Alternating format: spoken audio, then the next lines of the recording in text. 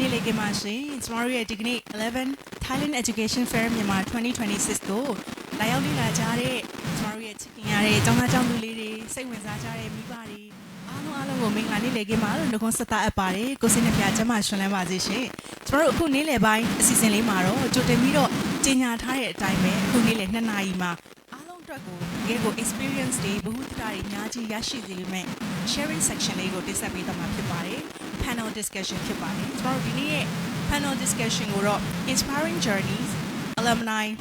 sharing section ဆိုပြီးတော့နာမည်ပေးထားပါတယ်အဲ့တော့ဒီ season မှာတော့ထိုင်းနိုင်ငံရဲ့တက္ကသိုလ်တွေကနေပြီးတော့ဝယ်ရရှိထားကြတဲ့ကျောင်းသူတွေပေါ့နော်ကျမတို့ချစ်ခင်ရတဲ့ညီမလေး2ဦးနဲ့မောင်လေး2ဦးကနေပြီးတော့အားလုံးအတွက်သူတို့ရဲ့ experience တွေကို sharing လုပ်ပေးသွားမယ့်အစီအစဉ်လေးဖြစ်ပါတယ်ဒါပြင်ကိုအခု panel discussion လေးပြီးသွားတဲ့အချိန်ကျရင်လည်းတက်ရောက်လာကြတဲ့ဧည့်သည်တော်တွေတဲကမှသူတို့ပြောသွားတဲ့အကြောင်းအရာလေးတွေမှာကိုသိချင်တာလေးပဲဖြစ်ဖြစ်ဒါမှမဟုတ်လို့ရှိရင်ထိုင်းနိုင်ငံကိုကျောင်းသွားတက်တဲ့အခါမှာဘယ်လိုအခက်အခဲလေးတွေရှိလာနိုင်တယ်လဲကိုစိုးရိမ်ပူပန်တာလေးဘယ်လိုမျိုးလေးရှိမလဲဆိုတာကိုလည်းမေးမြန်းနိုင်ဖို့အတွက်ကျမတို့ Q&A section လေးလည်းဖွင့်ပေးသွားမှာဖြစ်ပါတယ်ဒီအတွက်ကြောင့်ပို့ပပနဲ့ပျော်ပျော်ရွှင်ရွှင်ဒီ season လေးမှာပါဝင်ပေးဖို့ကိုဖိမန်ကပြုချင်ပါတယ်ဒါအပြင်ကိုအတိမိတ်ဆွေတွေရှိမယ်ဆိုရင်လည်းတစ်ချက်လောက် sharing လုပ်ပေးပါအောင်ဘာလို့လဲဆိုတော့ကျမတို့အခု panel discussion လေးကိုအမောက်ရဲ့ Facebook page မှာ direct live ထုတ်လွှင့်ပြသပေးနေပါတယ်အမောက်ရဲ့ Facebook page ကနေ direct live ထုတ်လွှင့်ပြသပေးနေတာဖြစ်တဲ့အတွက်ကြောင့်အခုဒီခန်းမထဲမှာမရှိနေဘူးဆိုရင်တောင်မှကိုယ့်ရဲ့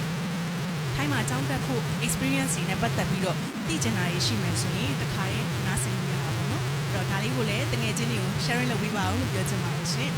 အဲ့တော့ကျမတို့ဒီနေ့မှာပါဝင်သွားမယ့် panelist တွေကိုကျမကနေပြီးတော့တဦးချင်းစီဖိတ်ခေါ်ပေးသွားမှာဖြစ်ပါတယ်သူတို့တွေကအသက်အရွယ်အားဖြင့်ငယ်ရွယ်ပေမဲ့လို့ပညာရေးနဲ့ပတ်သက်ပြီးတော့အများကြီးစူးစမ်းအားထုတ်ခဲ့တယ်ကိုယ့်ရဲ့ပညာရေးအတွက်ကိုဝမ်းစာတွေအများကြီးဖြည့်ခဲ့ကြတဲ့နဲ့ညီမလေးတူဖြစ်ပါတယ်ကျမနေပြီးတော့ဂုဏ်ယူစွာနဲ့စင်မြင့်ပေါ်တဦးချင်းစီဖိတ်ခေါ်ပေးသွားမှာဖြစ်ပါတယ်ရှင်အခုပထမဦးစွာဖိတ်ခေါ်ခြင်းနဲ့ညီမငယ်လေးကတော့ UTCC မှာ BBA International Business Management ကိုရခဲ့တယ်ဒါပြင်2019မှာ MBA Swiss Business School မှာ graduate ဖြစ်ခဲ့တဲ့ညီမလေးချောစုတင်ထုတ်ဖြစ်ပါတယ်စင်မြင့်ကိုကြွားရောက်ဖို့ဖိတ်ခေါ်ပါတယ်ရှင်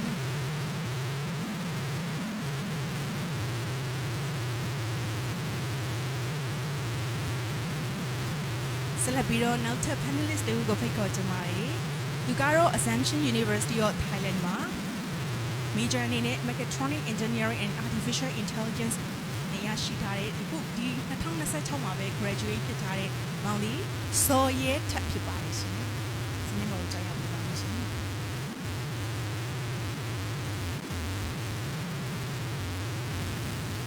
ဟုတ်ကဲ့နောက်ဆုံးတူလေးဖိတ်ခေါ်ကြပါရစေသူလေးကတော့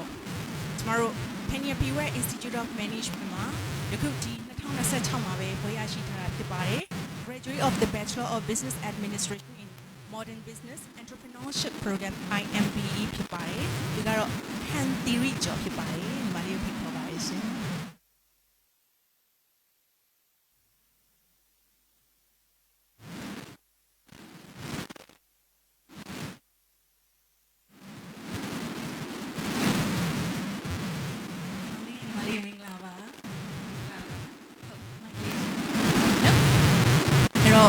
မာတော့မောင်လေးမလေးသုံးလို့နာမည်နဲ့သူတို့ရဲ့ graduate ဖြစ်တဲ့ major လေးအကြောင်းကိုမိတ်ဆက်ပေးပြီးပေါ့နော်အားလုံးအခုဆိုလို့ရှိရင်ခက်မာတွေမှာရှိနေကြတဲ့ပြည်သက်တွေလည်းရှိသလိုအခု direct live ကနေကြည့်ရှုနေကြတဲ့ထိုင်းနိုင်ငံမှာကျောင်းသွားတက်ချင်တဲ့ကလေးတွေလည်းရှိမှာလေဆိုတော့ဒီ program လေးကသူတို့အတွက်ကိုအများကြီး improve ဖြစ်စေမယ်ပြီးလို့ရှိရင် experience တွေအများကြီးရမယ်လို့မှားတယ်ဆိုတော့ကိုယ့်ရဲ့အတွေ့အကြုံတွေကိုရရှိခဲ့တဲ့အခက်အခဲတွေ challenge တွေအများကြီးကိုဒီမှာအပြည့်ပြောပေးဖို့အမှားနေတောင်းဆိုချင်တယ်နော်အဲ့တော့အခုပထမဦးဆုံးညီမလေးကနေစပြီးတော့ကိုမိတ်ဆက်ပေးပါအောင်ရှင်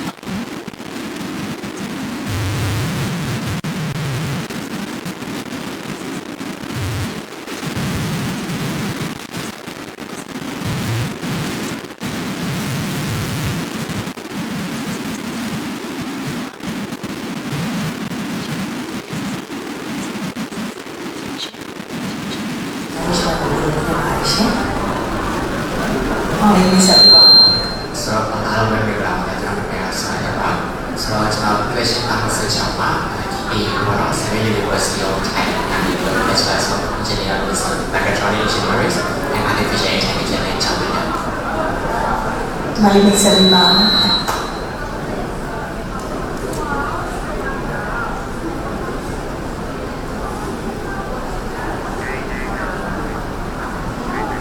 Hello, ညီမတို့များဟန်ဒီကျော်ပါညီမကဒီနှစ်2016မှာPIM ပညာရေး Institute of Management ကနေပြီးတော့ UBA နဲ့ဘွဲ့ရတာအကြောင်းကိုပြောပြရှင် ဟုတ်ကဲ့ဒီဆက်ပေးပြီးဆိုတော့လေအခုဒီခါမှာပါဠိကျောင်းသိချင်နေဆိုတော့ကျွန်တော်တို့မြန်မာပြည်ကနေပြီးတော့ထိုင်းနိုင်ငံမှာကျောင်းသားတက်ကြမဲ့လူတွေရဲ့စိတ်ထဲမှာပေါ့နော်ကိုယ်စီခံစားချက်တွေပြောင်းလဲပြောင်းမတူကြဘူးပေါ့နော်ဘာကြောင့်ထိုင်းနိုင်ငံမှာသွားပြီးတော့လက်လူတွေတက်ကြလဲဘယ် subject တွေကိုရွေးချယ်ပြီးတော့တက်ကြမလဲဆိုတော့ရည်ရွယ်ချက်တွေကတော့တယောက်နဲ့တယောက်မတူကြဘူးဆိုတော့အဲ့တော့တဦးချင်းစီရဲ့ခံစားချက်လေးသိကြပါတယ်ထိုင်းနိုင်ငံမှာဘာကြောင့်ကျောင်းတက်ဖို့အတွက်ကိုရွေးချယ်ခဲ့တယ်လဲပေါ့နော်ညီမလေးရပဲစလိုက်ပါဟုတ်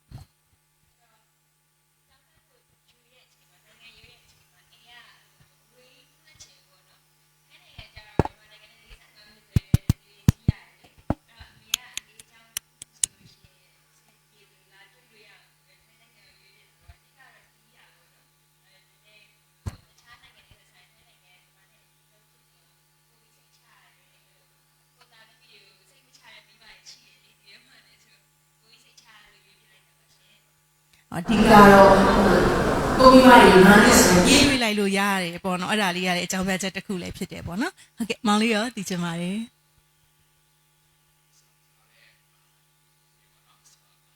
ညာနေဒီစကားလေးဆိုတော့ကျွန်တော်ထားရတယ်ဆိုတော့ကျွန်တော်တို့ကဒီပိုင်းနဲ့ဒီစိတ်ကလေးမှာစချင်ဘူးပဲဆိုတာဆက်ပြီးနောက်တစ်ခုကကျတော့ကျွန်တော်တို့ဒီဘောနော်ဒီစားတော့ဒီလိုစတာကလည်းကျွန်တော်တို့ဒီပိုင်းနဲ့လည်းဒီလောက်ကြီးกว่าလို့တော့နောက်တစ်ခုကကျတော့ကျွန်တော်တို့ဒီEU တွေပါဆိုတော့ကျတော့ကျွန်တော်တို့ကလည်းအများကြီးရယ်ဆိုတော့ဒီလိုဒီ EU ကိုတော့ရတယ်လို့ education standard ကိုပဲကျွန်တော်တို့ထိုင်ရတာfollow up ဖြစ်တယ်ဒီကြားရဖြစ်တယ်ညီမလေးချက်ဆိုတာညီမကကြတော့မနိုင်ပြောလို့ရှိရင်ညီမကြောင်းတက်ခဲ့တဲ့အချိန်ကဒါအခုနဲ့ဆိုလို့ရှိရင်ဒီလွန်ခဲ့တဲ့10နှစ်ကျော်ကာလပေါ့နော်ဆိုတော့ဒီကျောင်းတော့ထဲမှာတော့ senior ကြီးပေါ့ဟုတ်ကဲ့ senior ပါရှင်ဟုတ်ကဲ့အဲ့တုန်းကညီမကဒီ2010မှာ10တန်းအောင်ခဲ့တယ်ပေါ့နော်ဆိုတော့အဲ့တုန်းကကြတော့အခုလိုမျိုးလဲတိတ်ပြီးတော့မှဒီ study abroad ဘိုင်းနဲ့ပတ်သက်လို့ကဟိုကြက်ကြက်ပြင်းပြင်းကြီးတွေသွားကြတာမျိုးတွေလည်းမရှိသေးဘူးပေါ့နော်ပြီးနောက်တစ်ခုကကြတော့ဒီinternet ဘာညာမှာလည်းအခုလိုမျိုးတွေရှားဖွေရတိတ်ပြီးတော့မလွယ်နေသေးဘူးပေါ့အဲ့ချိန်မှာအဓိကကြတော့လေဟိုညီမကြတော့ပေါ့နော်ဒီဆယ်တန်းပြီးသွားတဲ့အခါမှာဒီမှာတက္ကသိုလ်မတက်ဖ ೇನೆ နိုင်ငံခြားမှာတက္ကသိုလ်တက်ချင်နေဆိုရဲအိမ်မက်ကငငယ်လေးခရက်ရှိခဲ့တာပေါ့နော်အားကြောင့်မလို့ဆယ်အောင်တော့လည်းအမှတ်ကောင်းခဲ့တယ်ဒါပေမဲ့အဝေးတင်မဲ့ယူပြီးတော့မှအပြင်တင်တန်းနေနဲ့လိုတဲ့ skills တွေကိုဖြည့်ပြီးတော့ဒါနိုင်ငံခြားမှာပညာသွားတင်မယ်ပေါ့ဆိုတော့အဲ့လိုနဲ့research တွေကိုယ့်အကိုလုပ်ကြည့်ရဲပြီးသွားလို့ရှိရင်ဒီအသည့်တွေထဲမှာသွားတဲ့လူတွေရှိရင်မေးကြည့်ရဲပေါ့နော်ထိုင်းစင်ကာပူပေါ့အများကြီးပေါ့နော်လိုက်ပြီးတော့မေးကြည့်ရဲအဲ့ဒီထဲမှာထိုင်းလန်ကကြတော့မြန်မာနိုင်ငံနဲ့လည်းအိမ်နီးချင်းနိုင်ငံဖြစ်တဲ့အနည်းဆုံးဖြစ်တယ်ပြီးရင်နောက်တစ်ခုကမြန်မာလေးမောင်လေးပြောသားတယ်လို့မျိုးပဲပေါ့နော်အိမ်ကလည်းလိုက်ချင်လို့လာချင်လို့ရှိရင်ဘယ်လိုပြောရမလဲ convenient ဖြစ်တယ်တိတ်ပြီးတော့မဝေးတဲ့အခါကျတော့လေလာလိုက်လို့ရတယ်ကိုပြန်မယ်ဆိုလို့ရှိရင်လည်းပြန်လိုက်လို့ရတယ်ပေါ့နော်ဆိုတော့အဲ့လိုမျိုးအချက်တွေအများကြီးပေါ့တွေးပြီးတော့မှဒီထိုင်းလန်ကိုရွေးချယ်ဖြစ်တာပါရှင့်ဟုတ်ကဲ့ပါအဲ့တော့၃ယောက်ထဲမှာတူညီတဲ့အချက်ကတော့ကိုယ်နိုင်ငံနဲ့လည်းအရန်လှမ်းမဝေးဘူးကိုမိဘတွေကိုကိုတတိယရမပြည့်လွမ်းလို့ပဲဖြစ်ဖြစ်မြ мян ဆန်ဆန်လဲလွယ်လွယ်ကူနဲ့လည်းသွားတွေးလို့ရတယ်ဒါပြီးလို့ရှိရင်ကိုရဲ့အစားအသောက်နေထိုင်မှုပုံစံကလည်းအရင်ကြီးမကွာဘူးပေါ့နော် Asian တွေပဲဖြစ်တဲ့အခါကျတော့အဲ့တော့ဒါတွေကတော့အဓိကရွေးချယ်စရာလည်းဖြစ်တယ်ပြီးတော့ဒီမှာတကယ်ကို world class ဖြစ်တဲ့ institution တွေအဲ့လိုမျိုး college တွေပါရှိတဲ့အတွက်ကြောင့်မို့လို့အားလုံးအတွက်သင်ယူရတာလည်းပို့ပြီးတော့အဆင်ပြေရလို့ထင်ပါတယ်နော်အဲ့တော့၃ယောက်လုံးနဲ့ဒါကတော့၃ယောက်စလုံးနဲ့ဆိုင်တဲ့မိကွန်းလေးပြီးသွားတဲ့အခါကျတော့ကိုရီတဦးချင်းစီမှာတက်ရောက်ခဲ့တဲ့ဘာသာရပ်တွေကလည်းမတူဘူးပေါ့နော်အဲ့တော့မတူသလိုပဲအခုဒီမှာနားထောင်နေကြတဲ့ကျမတို့ရဲ့အဲ့တဲ့ရော်တွေပြီးအထူးသဖြင့်ဒီမှာဆိုရင်ကျောင်းသားကျောင်းသူလေးဆိုလာဆောင်ဆန်းကြတာဆိုတဲ့အခါကျတော့သူတို့ ਨੇ တူညီတဲ့ subject လေးတွေပါရင်လည်းပါမှာပေါ့နော်အဲ့တော့အဲ့ဒီအကြောင်းလေးကိုမေးချင်တယ်ညီမလေးကပဲစလိုက်ချင်တယ်နော်ညီမလေးဟန်တီရီကျော်ကိုမေးချင်တာပေါ့နော်ညီမလေးပညာပီဝက်မှာ modern business အကြောင်းကိုသင်ယူခဲ့တယ်ဘာသာရပ်ကိုသင်ယူခဲ့တယ်ဆိုတော့ဒီထိုင်းနိုင်ငံရဲ့လက်တွေ့ကျတဲ့ဒီစီးပွားရေးပတ်ဝန်းကျင်ကနေပြီးတော့ပေါ့နော်ဘာတွေလိလာသင်ယူခဲ့ရတာတွေရှိတယ်အဲ့ဒါလေးလည်းမျှဝေပေးပါအောင်ရှင်ဟုတ် အဓိကတော့ညီမတို့ကျောင်းက internship ကိုအဓိကဆင်းခိုင်းနေပေါ့နော် web based education ဖြစ်တဲ့အတွက်သူက first year အမှလည်း internship ကို 7-11 မှာ2လလုပ်ရတယ်။ now second year third year ကျတော့လည်းမတူတဲ့ company မှာအဲ့လိုမျိုး internship ဆင်းရတယ်ပေါ့နော်3လဆင်းရတယ်6လဆင်းရတယ်ဆိုတော့ဟန်တီကစာတွေးတဲ့လက်တွေးကိုပို့ပြီးတော့အလုပ်ထဲကိုရောက်တယ်ပေါ့နော်ဒါပေမဲ့ဘာဖြစ်လဲဆိုတော့စာတွေးနဲ့လက်တွေးကြတော့တော်တော်လေးမကွာမတူတာတွေ့ရတယ်ပေါ့နော်စာထဲမှာကြတော့ပို့ပြီးတော့အများကြီးလွယ်တယ်လက်တွေးကြတော့တကယ်တမ်းဟို work environment နဲ့ရောက်သွားခါကြတော့လေလူတွေနဲ့စကားပြောရတယ်လူတွေရှက်တင်ရတယ်ဟဲ့ငါ့ကိုဒါလေးတင်မေးပါအောင်လိုက်မေးရတယ်အဲ့လိုကြတော့တကယ်အတွေ့အကြုံတဲ့အခါကျတော့စာအုပ်ထဲရတယ်တခြားစီပဲဆိုတော့အဲ့ experience ကြီးကြတော့ကိုယ်တိုင်ထွက်ပြီးတော့အလုပ်ထဲဝင်ကြည့်မှသိမှလေတချို့တော်တော်များအကြောင်းပြီးသွားလို့ရှိရင်စာနဲ့စာတွေ့ပဲတင်လိုက်ကြတာများတယ်တကယ်အလုပ်ထဲကြတော့မှနည်းနည်းလေး experience မတူတာတွေကြောင့်အခက်ခဲရှိကြရပေါ့နော်ညီမတို့အကြောင်းအနေနဲ့ကြတော့အဲ့လိုမျိုးတွေမရှိတော့ဘူးပြီးတော့အကြောင်းပြရခါမှာလဲအလုပ်တစ်ခါရေးရှာပေးရဆိုတော့လေအဲ့ဟာအဲ့လိုမျိုးအများကြီးcomfort ဖြစ်တယ်ပေါ့နော်ပုံမှန်ဆိုလို့ရှိရင်ကိုယ့်ကိုရှာရတာအလုပ်ရှာရတာအရင်ခက်တယ်အဲ့လိုမျိုးညီမလေးအနေနဲ့အဲ့လိုဆိုရင်ပုံမှန်အဖြစ်ဆိုရင်ပေါ့နော်စာတွေ့တင်ကြတာများတယ်အခုလိုမျိုးပညာဝီပြောမှာကြတော့လက်တွေ့လဲတွဲပြီးတော့တင်ယူရတာဖြစ်တဲ့အခါကျတော့အများကြီးအကျိုးရှိတယ်လို့မြင်တာပေါ့ဟုတ်အများကြီးအကျိုးရှိတယ်လို့မြင်တယ်ဟုတ်ပြီးတော့အလုပ်ထဲဝင်ရမှာကြောက်မနေတော့ဘူးပေါ့နော်ဒီကတော့ကြောင်းပြီးလို့ရှိရင်အလုပ်သွားရှောက်ရမှာကြောက်ကြတယ်အင်တာဗျူးဖြေရမှာကြောက်ကြတယ်အဲ့လိုမျိုးတွေကိုတခါတည်း overcome လုပ်ပေးလိုက်တဲ့ပုံစံမျိုးပေါ့အဲ့တော့ကြောင်းတက်နေနဲ့ဒီဟာတွေကိုလည်းကိုကအခက်ခဲတွေကိုအကောင်းဆုံးဖြေရှင်းနိုင်တဲ့အခါကျကြောင်းလဲပြီးရတယ်လုပ်ငန်းခွင်နဲ့တန်းဝင်တဲ့အခါကျရင် so ready ဖြစ်နေတာပေါ့ ready ဖြစ်နေရမကြောက်တော့ဘူးအလုပ်ကိုမကြောက်တော့ဟုတ်ကဲ့ပါတကယ်အကျိုးရှိရဲ့เนาะတင်ကြားမှုပုံစံလည်းဖြစ်ပါတယ်အဲ့တော့ဒီတစ်ခါမှာမောင်လေးစော်ရဲ့တက်ကုန်ရေးချင်တာပေါ့เนาะအဲ့တော့မောင်လေးကကြတော့မောင်လေးရဲ့ subject ကလည်းထူးခြားတယ်ပေါ့เนาะဘာလို့ဆိုတော့အခုဒီခေတ်နဲ့လည်းအရန်ကိုလျော်ညီနေတော့ခေတ်ရှိပြီးတော့ဘာသာရပ်တစ်ခုဖြစ်နေတဲ့ mechatronic တို့နောက်ပြီး artificial intelligence AI တို့ဆိုရင်အခုနောက်ပိုင်းမှာအရန်ကိုစိတ်ဝင်စားလာကြတယ်ပြီးတော့အားလုံးကလည်းဒီအရာပေါ်မှာတည်တည်ချာချာလေးလေးလာကြတာလည်းမြင်ရတယ်ပေါ့နော်အဲ့တော့ဒီလိုမျိုးဘာသာရပ်တွေကိုကိုကသင်ယူခဲ့တဲ့အပေါ်မှာအခက်အခဲတွေရောရှိခဲ့လားဘယ်လိုမျိုးလေးတွေသင်ယူရလဲ experience လေးပြောပြပါအောင်ဆိုတော့ဒီ major ကနည်းနည်းလေး training ဖြစ်တဲ့ပြင်မှာနည်းနည်း new ဖြစ်တဲ့ဘာသာရပ်ပေါ့နော်ဆိုတော့ကျွန်တော်တို့ဒီ mechatronic ဆိုတာတော့တော်များနဲ့ယဉ်ပြီးသားဖြစ်မယ်ဆိုပေမဲ့ကျွန်တော်တို့ဒီဟာကျတော့ဒီ engineering phase 3-4ခုလောက်ကိုကျွန်တော်တို့ပေါင်းထားတဲ့ဘာသာပေါ့နော်အဲ့လို mechanical ဘိုင်းပါတယ်ကျွန်တော်တို့ဒီ electrical ဘိုင်းပါတယ်ဒီ electronic ဘိုင်းပါတယ်ကျွန်တော်တို့ control တွေပေါ့နော်ဆိုတော့ကျွန်တော်တို့ဒီလိုအကုန်လုံးပြင်အောင်မှာဒီနောက်ပိုင်းဒီအခု trend ဖြစ်လာတဲ့ဒီ AI ကိုပါကျွန်တော်တို့ဒီ coursework ထဲမှာသင်ရတယ်ပေါ့နော်ဆိုတော့ဒီဟာအတွက်ကျွန်တော်တို့အများကြီးပြင်ဆင်ခဲ့ရတယ်ကျွန်တော်တို့ first year second year မှာဆိုလို့ရှိရင်ထုံးစံပေါ့နော်ကျွန်တော်တို့ဒီ engineering တွေ base လုပ်တဲ့ physics mathematics programming တွေကိုအဓိကသင်ရတယ်ဒီနောက်ပိုင်း third year final year ကျတော့စာတွေကပိုခက်လာတာပေါ့နော်ကျွန်တော်တို့ဒီ mechanic ပေါ့နော်ဆိုတော့ကျွန်တော်တို့ဒီ major အတွက်အခက်အခဲဆုံး challenge တစ်ခုအနေနဲ့ကတော့ကျွန်တော်တို့ဒီဘာသာအကုန်လုံးဒီ engineering principle တွေအဲ့လိုပေါင်းတာဆိုတော့သူတို့ principle တွေစီမှာရှိတဲ့ခက်ခဲရဆိုတဲ့ဘာသာတန်းကိုကျွန်တော်တို့ကသင်နေရတော့အဲ့လိုfor example ပေါ့နော်တကယ်လို့ mechanical engineering ဆိုလို့ရှိရင်ဒီ mechanical ဘိုင်းအတွက်ခက်ခဲတဲ့ဘာသာပဲသင်ရမယ်ဒါပေမဲ့ကျွန်တော်တို့ကြတော့ဒီ mechatronics ဆိုတော့ဒီ mechanical လည်းပါတယ်ဒီ electrical လည်းပါတယ်ဆိုတော့သူတို့ဒီမှာဆိုတော့ကျွန်တော် circuit တွေရောကျွန်တော်တို့ mechanic တွေဒီလိုပေါ့နော်ကျွန်တော်တို့ဒီခက်ပါတယ်ဆိုတဲ့ဘာသာတွေအကုန်လုံးကိုဟိုတပြိုင်တည်းမှာကျွန်တော်တို့ samsung တစ်ခုထဲမှာပေါင်းပြီးတော့အဲ့လိုသင်ယူရတာဖြစ်တဲ့ကြောင့်ကျွန်တော်တို့ကခက်ခဲတယ်ဒါအပြင် university lifestyle ဒီအတိုင်းပေါ့နော်ဆိုတော့ကျွန်တော်တို့ဒီ coursework ရှိရဆိုလို့ရှိရင် coursework ရဲ့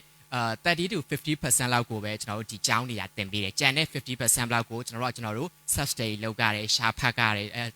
ဒီလိုမျိုးကတော့ challenging ဖြစ်တယ်ဆိုပေမဲ့ကျွန်တော်တို့ဒီ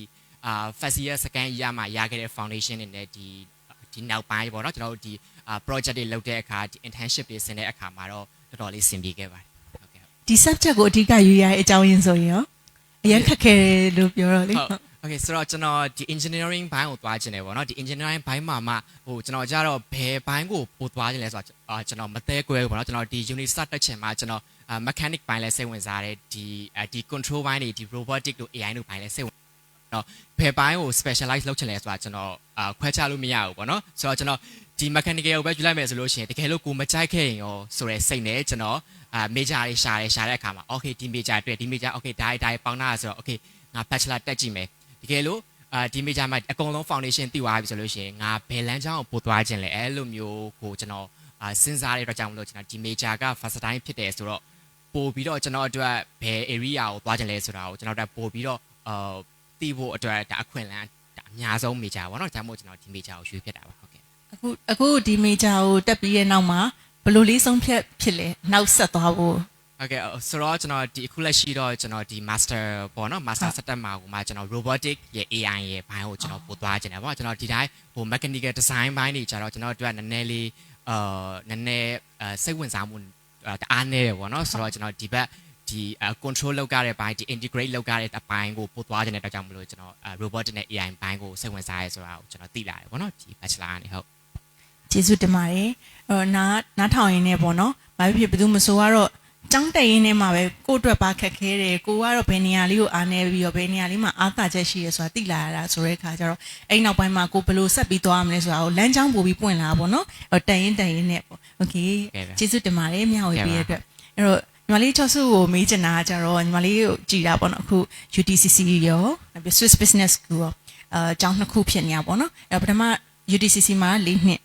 နော် Swiss Business School မှာကကြတော့ online ကနေပြီးတော့2နှစ်တက်ထားရဲဆိုပြီးသိထားရဲဆိုတော့ဒီအကြောင်းနှစ်ခုကြားမှာပေါ့နော်မတူညီတဲ့ပညာရေးစနစ်ဖြစ်မှာပဲဆိုတော့အကြောင်းတစ်ကြောင်းစီကသူတွေဖြစ်တယ်သင်ကြားပုံတွေကလည်းမတူကြဘူးချို့ဆိုစာတွေလက်တွေပေါင်းတာပြီးလို့ရှိရင် activities ပါတဲ့အကြောင်းလေးလည်းရှိရဲဆိုတော့တယောက်နဲ့ကျောင်းနဲ့တစ်ကြောင်းကတော့သူတို့ရဲ့သင်ကြားပုံဒီစနစ်လေးကကွာခြားမှာပဲပေါ့နော်ညီမလေးကကြောကျောင်းနှစ်ကျောင်းမှာအခုတက်ထားတာဆိုတဲ့အခါကျတော့အဲ့လိုမျိုးမတူညီတဲ့ပညာရေးစနစ်နှစ်ခုကိုအဲ့ဒါလေးကိုမျှဝေပေးစီချင်ပါတယ်ရှင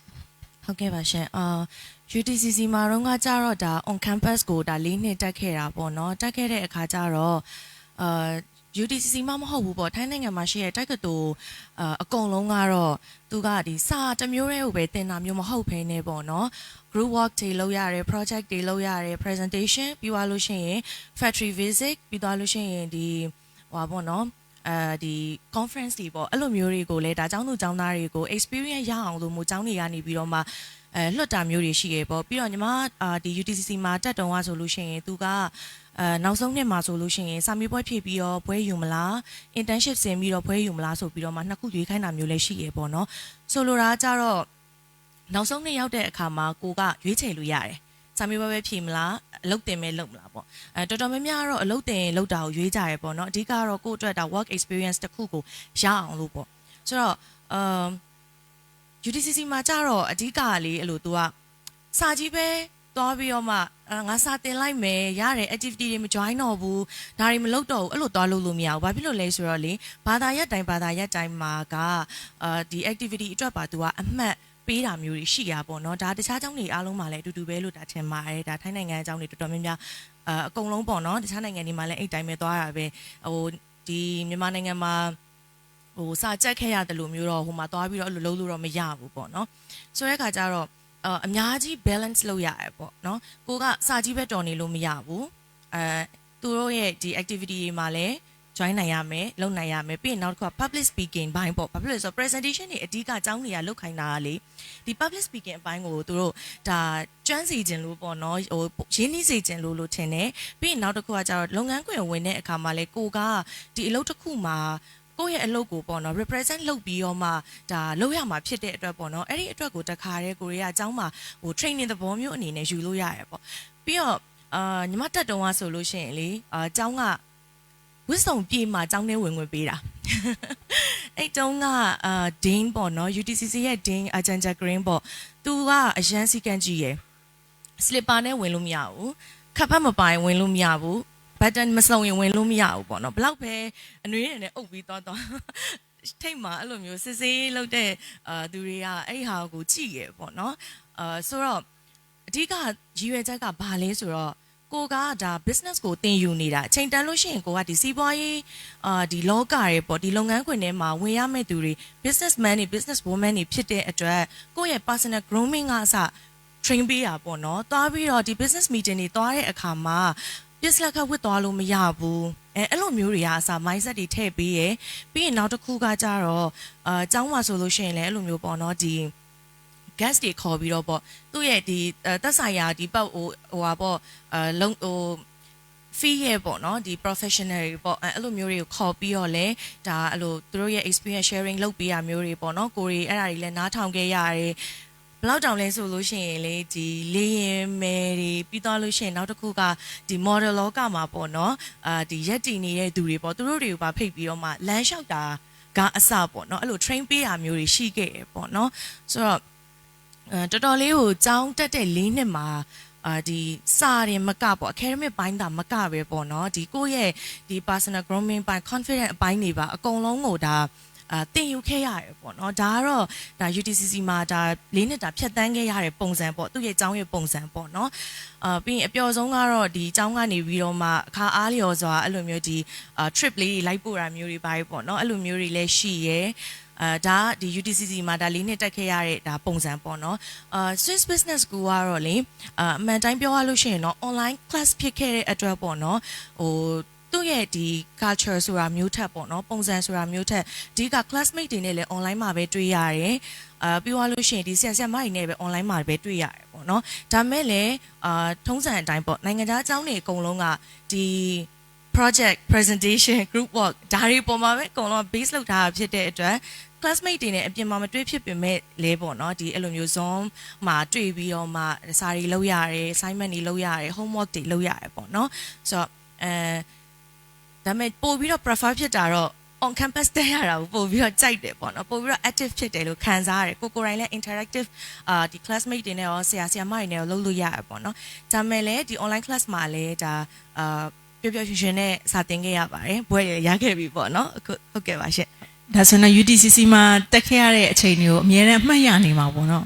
အများနဲ့ပြောနေကြစကားတစ်ခုရှိရဲဟိုဘွားရဲ့ပေါ့နော်ဒါအခုဆိုညီမသက်30ကျော်ပြီဒါပေမဲ့ဒီသက်30ကျော်ဒီဖြတ်တန်းလာတဲ့ကာလာပိုင်းခြားတွေမှာ UTC မှာကြောင်းတက်ခဲ့ရတာက the best memories ever ပေါ့နော်အဲ့လိုမျိုးအများနဲ့ပြောဖြစ်ခဲ့ရရှင်ဆိုတော့မြန်မာနိုင်ငံမှာတက်တူမတက်ခဲ့ရတဲ့အခါကျတော့ university life ကအဲ့ဒီမှာခံစားရတာဆိုတော့လေပြောစရာကောင်းတယ်နော်တွေးတိုင်းအမှတ်တရလေးတွေအများကြီးဟုတ်တယ်အဲ့လိုမျိုးဖြစ်နေတာညီမလေးမောင်လေးကိုကျောင်းမှာရောမချောစုပြောသွားသလိုပေါ့နော်အဲ့လို personal grooming နဲ့ပတ်သက်ပြီးတော့အဲ့လိုသင်ပေးတာတွေရောရှိလားကျောင်းလေးမှာ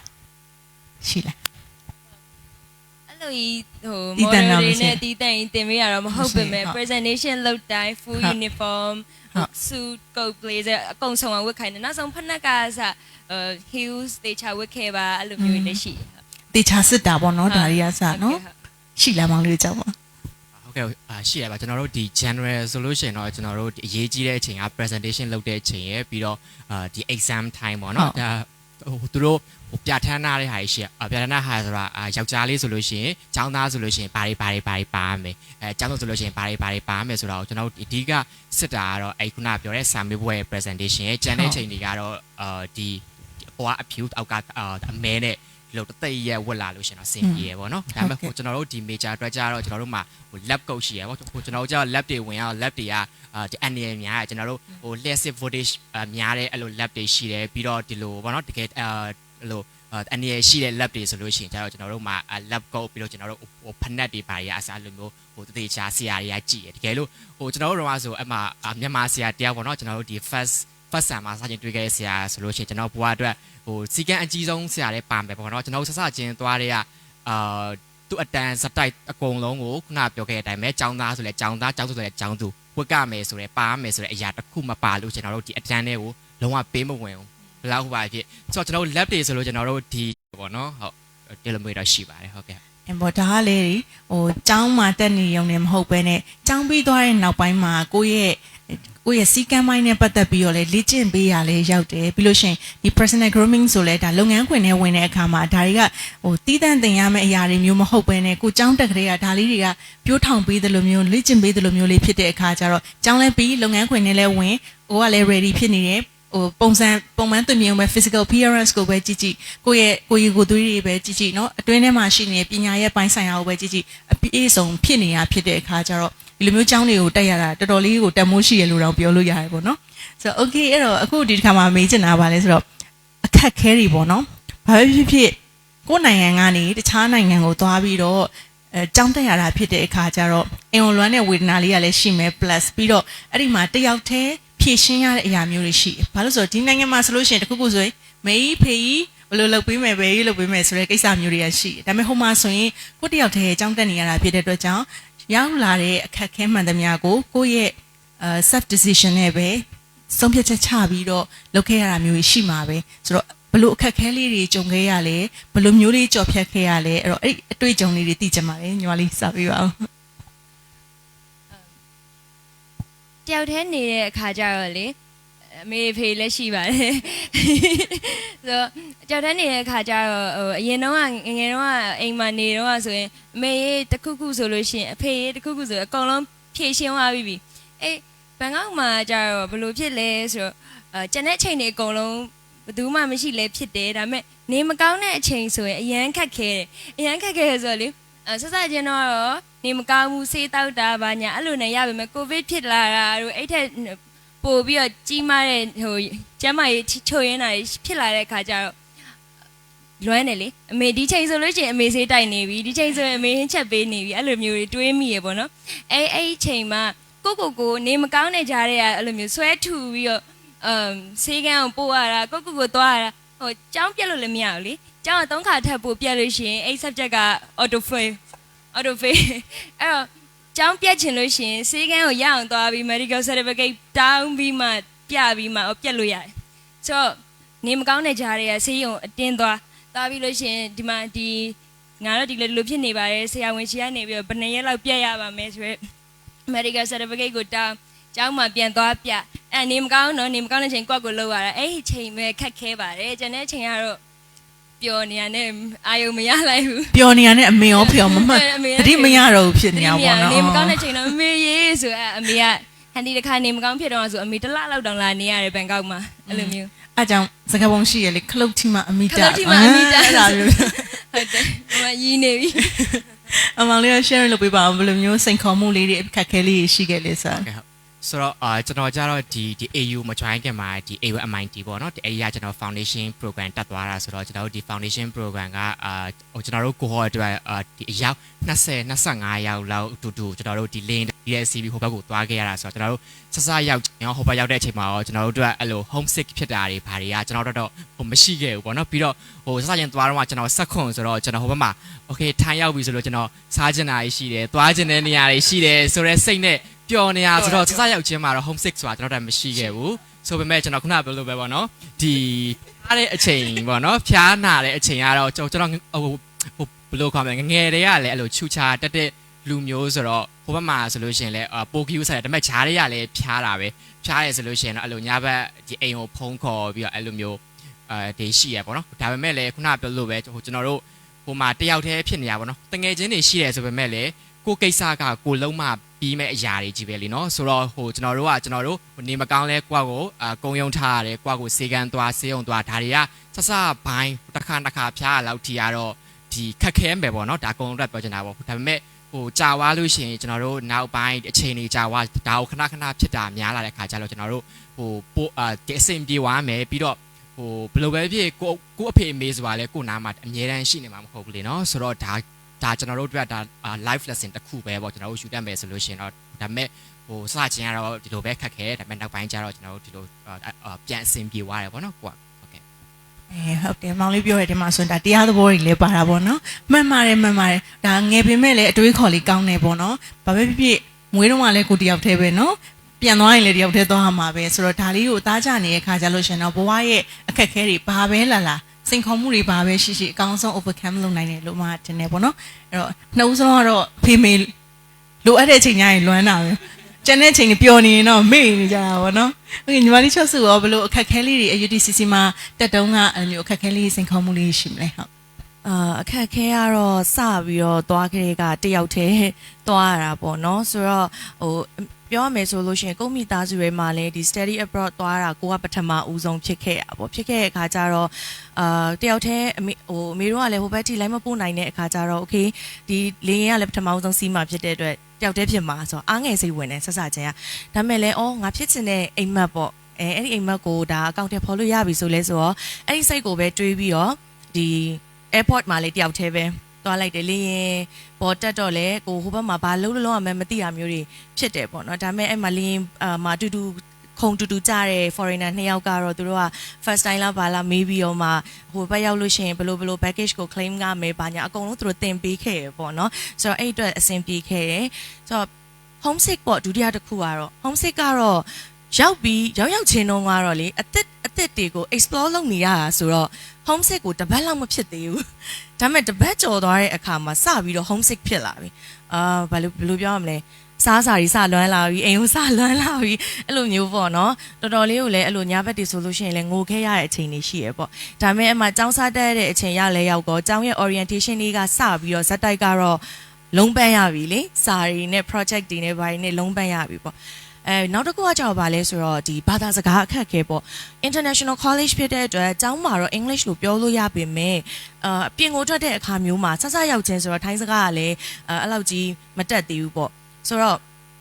သွားဖို့လာဖို့တွေဒါဘလောက်လဲပေါ့နော်မေးဖို့အဲ့လိုမေးဖို့အဆောက်ကမသိသေးတဲ့အခါကျတော့ဘာသာစကားအခက်ခဲလေးလည်းနည်းနည်းတော့ရှိခဲ့ရပေါ့နော်ဒါပေမဲ့ကျောင်းကကျတော့သူကဒီ Thai language ကိုဘာသာရပ်တစ်ခုအနေနဲ့ semester တစ်ခုကိုထည့်ပြီးသင်ပေးတာဖြစ်တဲ့အတွက်အဲ့ဒီမှာ basic လေးကိုသိလာတယ်ပြီးတော့နောက်တစ်ခုကဘာလဲဆိုလို့ရှိရင်ဟိုကြားဘူးနားဝတွေဖြစ်လာတာပေါ့ဖြစ်လာတဲ့အခါမျိုးမှာနားလည်လာတဲ့အခါမှာတော့အဲ့ဒီအခက်ခဲလေးတစ်ခုကဒါရော့သွားတယ်ပေါ့နော်ဒါပေမဲ့ညီမကျတော့တိတ်ပြီးတော့အစားကြီးမများတတ်တဲ့သူဆိုတော့အစားတောက်ပိုင်းဘာညာမှာတော့တိတ်ပြီးတော့ဟိုမဖြစ်အခက်ခဲမရှိခဲ့ဘူးculture ပိုင်းမှာဆိုလို့ရှိရင်လည်းတိတ်ပြီးတော့ difference မဖြစ်တဲ့အတွက်ပေါ့နော်အဲ့ဒီပိုင်းတွေမှာလည်းတိတ်ပြီးတော့အခက်ခဲမရှိခဲ့ဘူးပေါ့အဓိကတော့ခုနမောင်လေးနဲ့ညီမလေးပြောသားတယ်လို့မျိုးပဲနေမကောင်းတဲ့အချိန်ကတော့အခက်ခဲဆုံးအချိန်ပါပဲအဲ့အချိန်ကြားလို့ရှိရင်အိမ်မှာဆိုရင်တော့အမေတို့ကအကုန်လုပ်ပေးပြီးသားလေနော်ဒါပေမဲ့ဟိုဘက်မှာတော့နေမကောင်းလဲကိုယ့်ကိုလုပ်ရမယ်ဆိုတဲ့စိတ်ပေါ့မြန်မာနိုင်ငံမှာတော့ကဆိုလို့ရှိရင်လမ်းထိပ်ထွက်ရင်တော့အမေလက်ကြီးပဲဆွဲပြီးထွက်တာလုံးဝသွားရမလာရပေါ့နော်မမခဲလေးပေါ့ဒါပေမဲ့ဟိုရောက်ပြီးတော့6လလောက်နေရောအဲ့မှာစပြီးတော့လေဘာလုံးလို့ကိုလက်ကိုချီလေးနဲ့လုံးလိုက်ရမှကျဉ်နဲ့လာတဲ့သဘောလေးဖြစ်လာရပေါ့နော်အဲ့ဟာလေးတစ်ခုကတော်တော်ကောင်းတယ်ဒါပေမဲ့အမေကပြောရဲငါ့အောင်နေမလို့တော့ဘူးလားအဲ့စကားလေးတစ်ခုတော့အမေကအမြဲပြောရပေါ့နော်ဆိုတော့ဘယ်လိုပြောရမလဲတိတ်ပြီးတော့အိတ်ထပ်ပို့ပြီးတော့အခက်ခဲရတော့တိတ်တော့မရှိခဲ့ပါဘူးဟုတ်ဒီလောက်ပါပဲဟုတ်ကဲ့ပါအဲ့တော့ဒီမှာဆိုရင်သူတို့တက်ခဲ့တဲ့အကြောင်းထဲမှာဆိုရင်ထိုင်းဘာသာစကားကိုတစ်ခုအနေနဲ့သင်ထားတာဆိုတော့မောင်လေးတို့ကျောင်းမှာအဲ့လိုမျိုးလေးသင်တော့အခုဆိုရင်ပြောတတ်ဆိုတတ်နေပြီလားအဲ့ဒါလေးသိချင်တယ်ကျောင်းနဲ့ကတော့ foundation ကို basic သင်ပေးမယ်ထင်တယ်ဟန်ဒီသွားတော့ဆိုဟန်ဒီကဒီမှာ basic တက်သွားတယ် level 1 အထိရောက်သွားတယ်ပေါ့နော်ဟိုရောက်တော့ကျောင်းမှာတင်တော့ basic ကတည်နေပြီးသားဖြစ်နေတယ်ပြီးတော့အဲ့မှာနေတာလဲကြာသွားတော့တဖြည်းဖြည်းဒီသူတို့ပြောတဲ့စကားတွေနားလည်လာတယ်အတင်းပြောရင်တော့နားလည်တယ်ကွယ်ပြန်တော့မပြောတတ်ဘူးဒါပေမဲ့နားလည်တယ်ပြောလို့မရဘူးငါတင်ပြောနေပြီလားမသိဘူးကွယ်မျက်နှာမြင်ချီတယ်ကြည့်လို့ရတာအဲ့လိုမျိုးတရားမှာ30 to 40လောက်တော့နားလည်မယ်ထင်တယ်ဟုတ်ဒါဆိုရင်အခုကျောင်းတက်မဲ့ကလေးတွေရှိမယ်ဆိုရင်အကယ်၍ပေါ့နော်ထိုင်းစကားမတက်ဘူး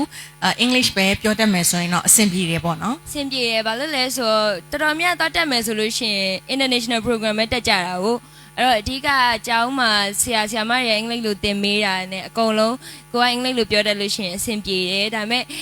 အဲ့ daily သူတို့အပြင်မှာ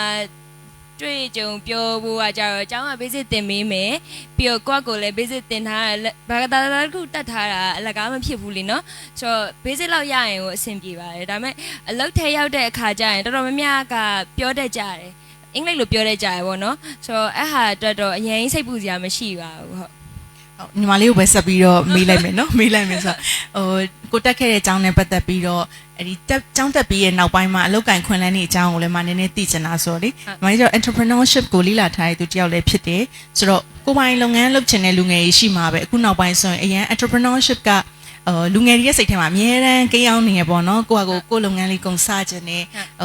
များကြီးမှအလုပ်ဝင်တာတဲ့ဆိုင်ကိုဖန်တီးပြီးတော့ရိုးထောင်ချင်တာတွေများတဲ့အခါကျတော့ဒီကိုပိုင်လုပ်ငန်းလုပ်ချင်တဲ့လူငယ်တွေအတွက်ထိုင်းနိုင်ငံမှာပညာသင်တာကဘယ်လိုအခွင့်အလမ်းတွေရစီလဲပြောညီမလေးဆိုလို့ရှိရင်အကြောင်းတက်ရင်းနဲ့သူကစာတွေ့ရောလက်တွေ့ရောတခါတည်းစီးပွားရေးပိုင်းကိုလုပ်ပေးတာဆိုတဲ့အခါကျတော့အဲ့ဒါလေးကဘယ်လိုမျိုးလေးအားသာချက်လေးရှိမလဲ ထိုင်းနိုင်ငံမှာတင်လိုက်တာကြတော့ဘလို့ဖြစ်သွားလဲဆိုတော့သူတို့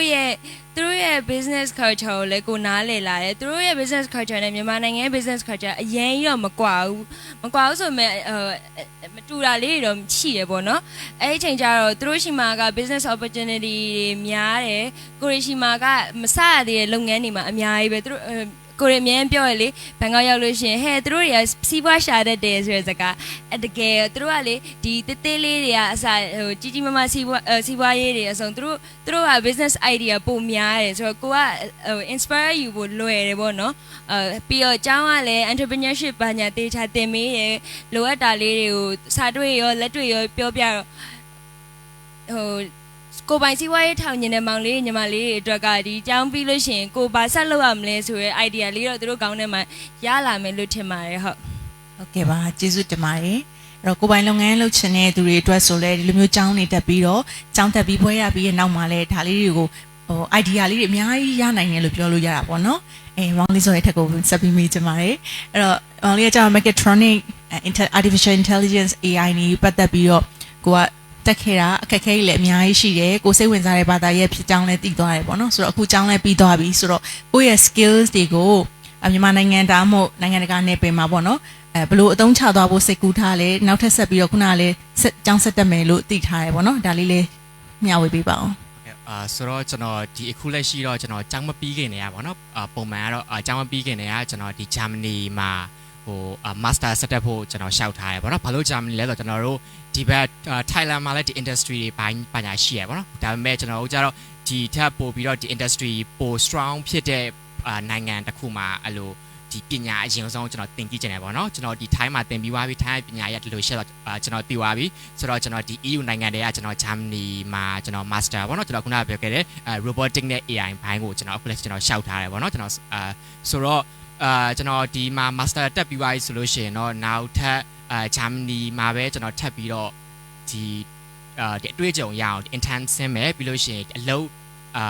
ခဏတော့ကျွန်တော်လုပ်ချင်တယ်ပေါ့နော်ဘာလို့ဆိုတော့ဟိုသူတို့ဘက်မှာဒီလိုစက်ရုံပိုင်းတွေဘယ်လိုရှိလဲပေါ့ဟိုကျွန်တော်တို့ဆိုဒီခုနကကျွန်တော်တို့တအားသိတာပေါ့နော်ဟိုကျွန်တော်မြန်မာနိုင်ငံမှာဒီနိုင်ငံခြားဝင်တဲ့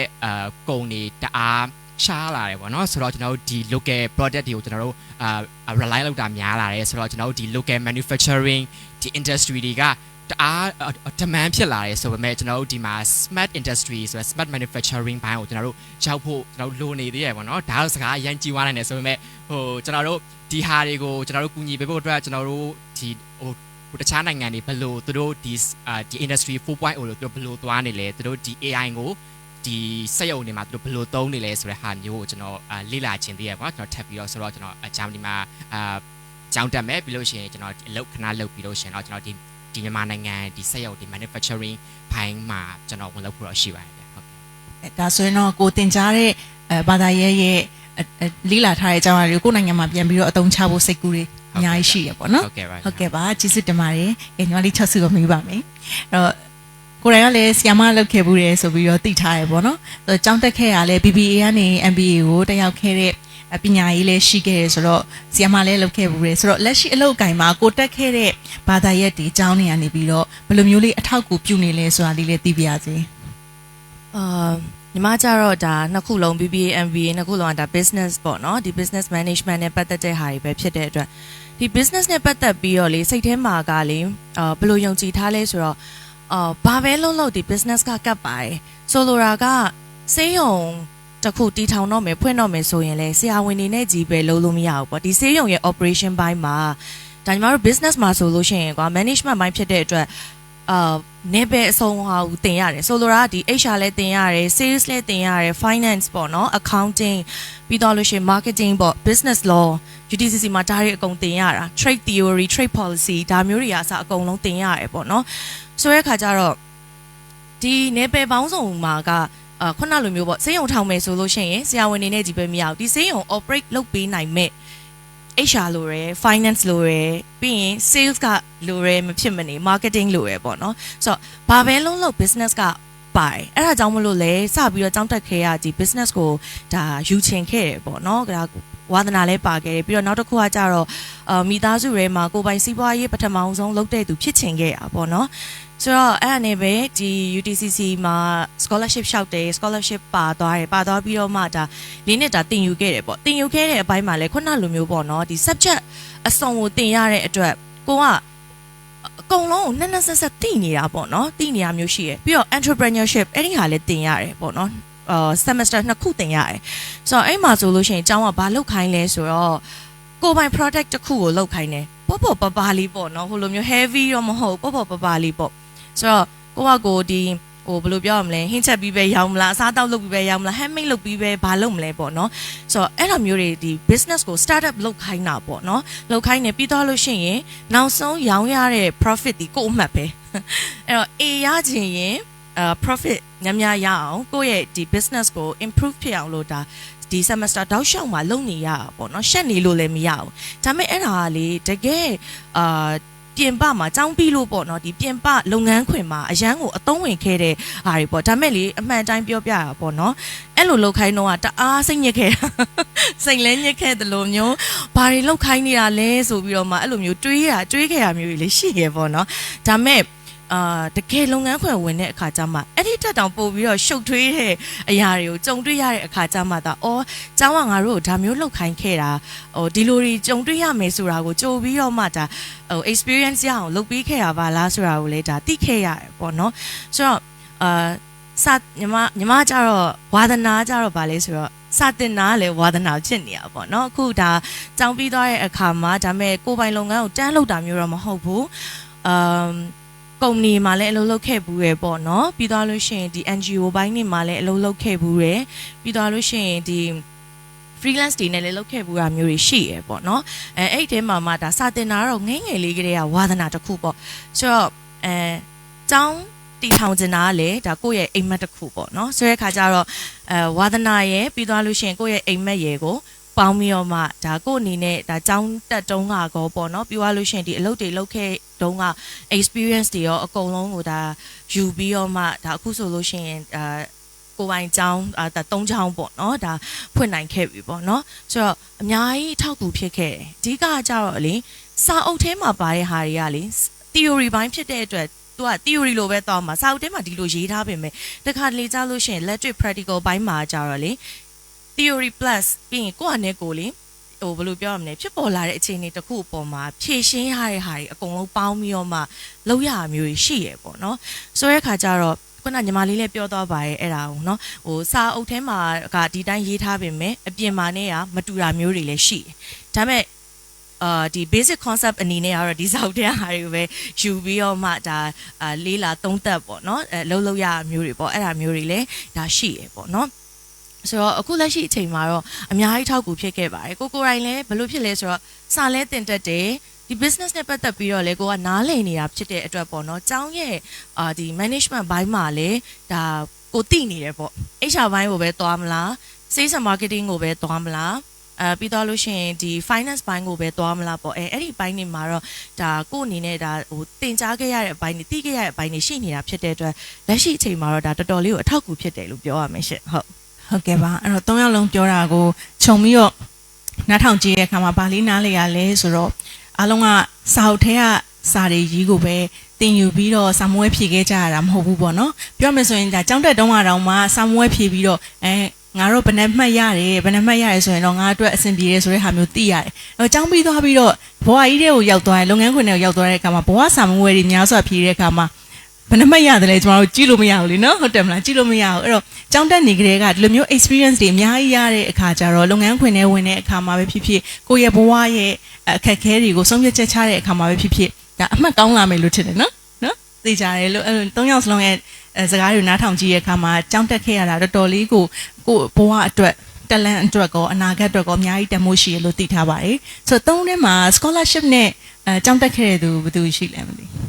သုံးလုံး okay congratulations တကယ်တော်ရနော်ဘာလို့ဆို scholarship ရဖို့ဆိုတာမလွယ်ကူဘူးလေနော်အစင်နော်ဖြတ်ကျော်ရတာနော်စာမေးပွဲတွေကိုဆိုတော့ဒီလိုမျိုး scholarship ရဖို့အတွက်ကိုအရေးကြီးဆုံးက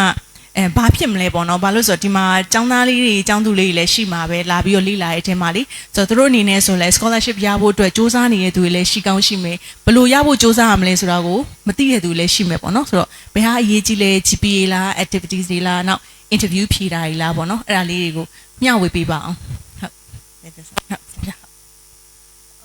ပထမဆုံးအနေနဲ့ပေါ့နော် scholarship ရဖို့အတွက်ဆိုလို့ရှိရင်ကိုယ့်ဘက်ကလည်းလိုအပ်တဲ့ skills တွေပေါ့နော်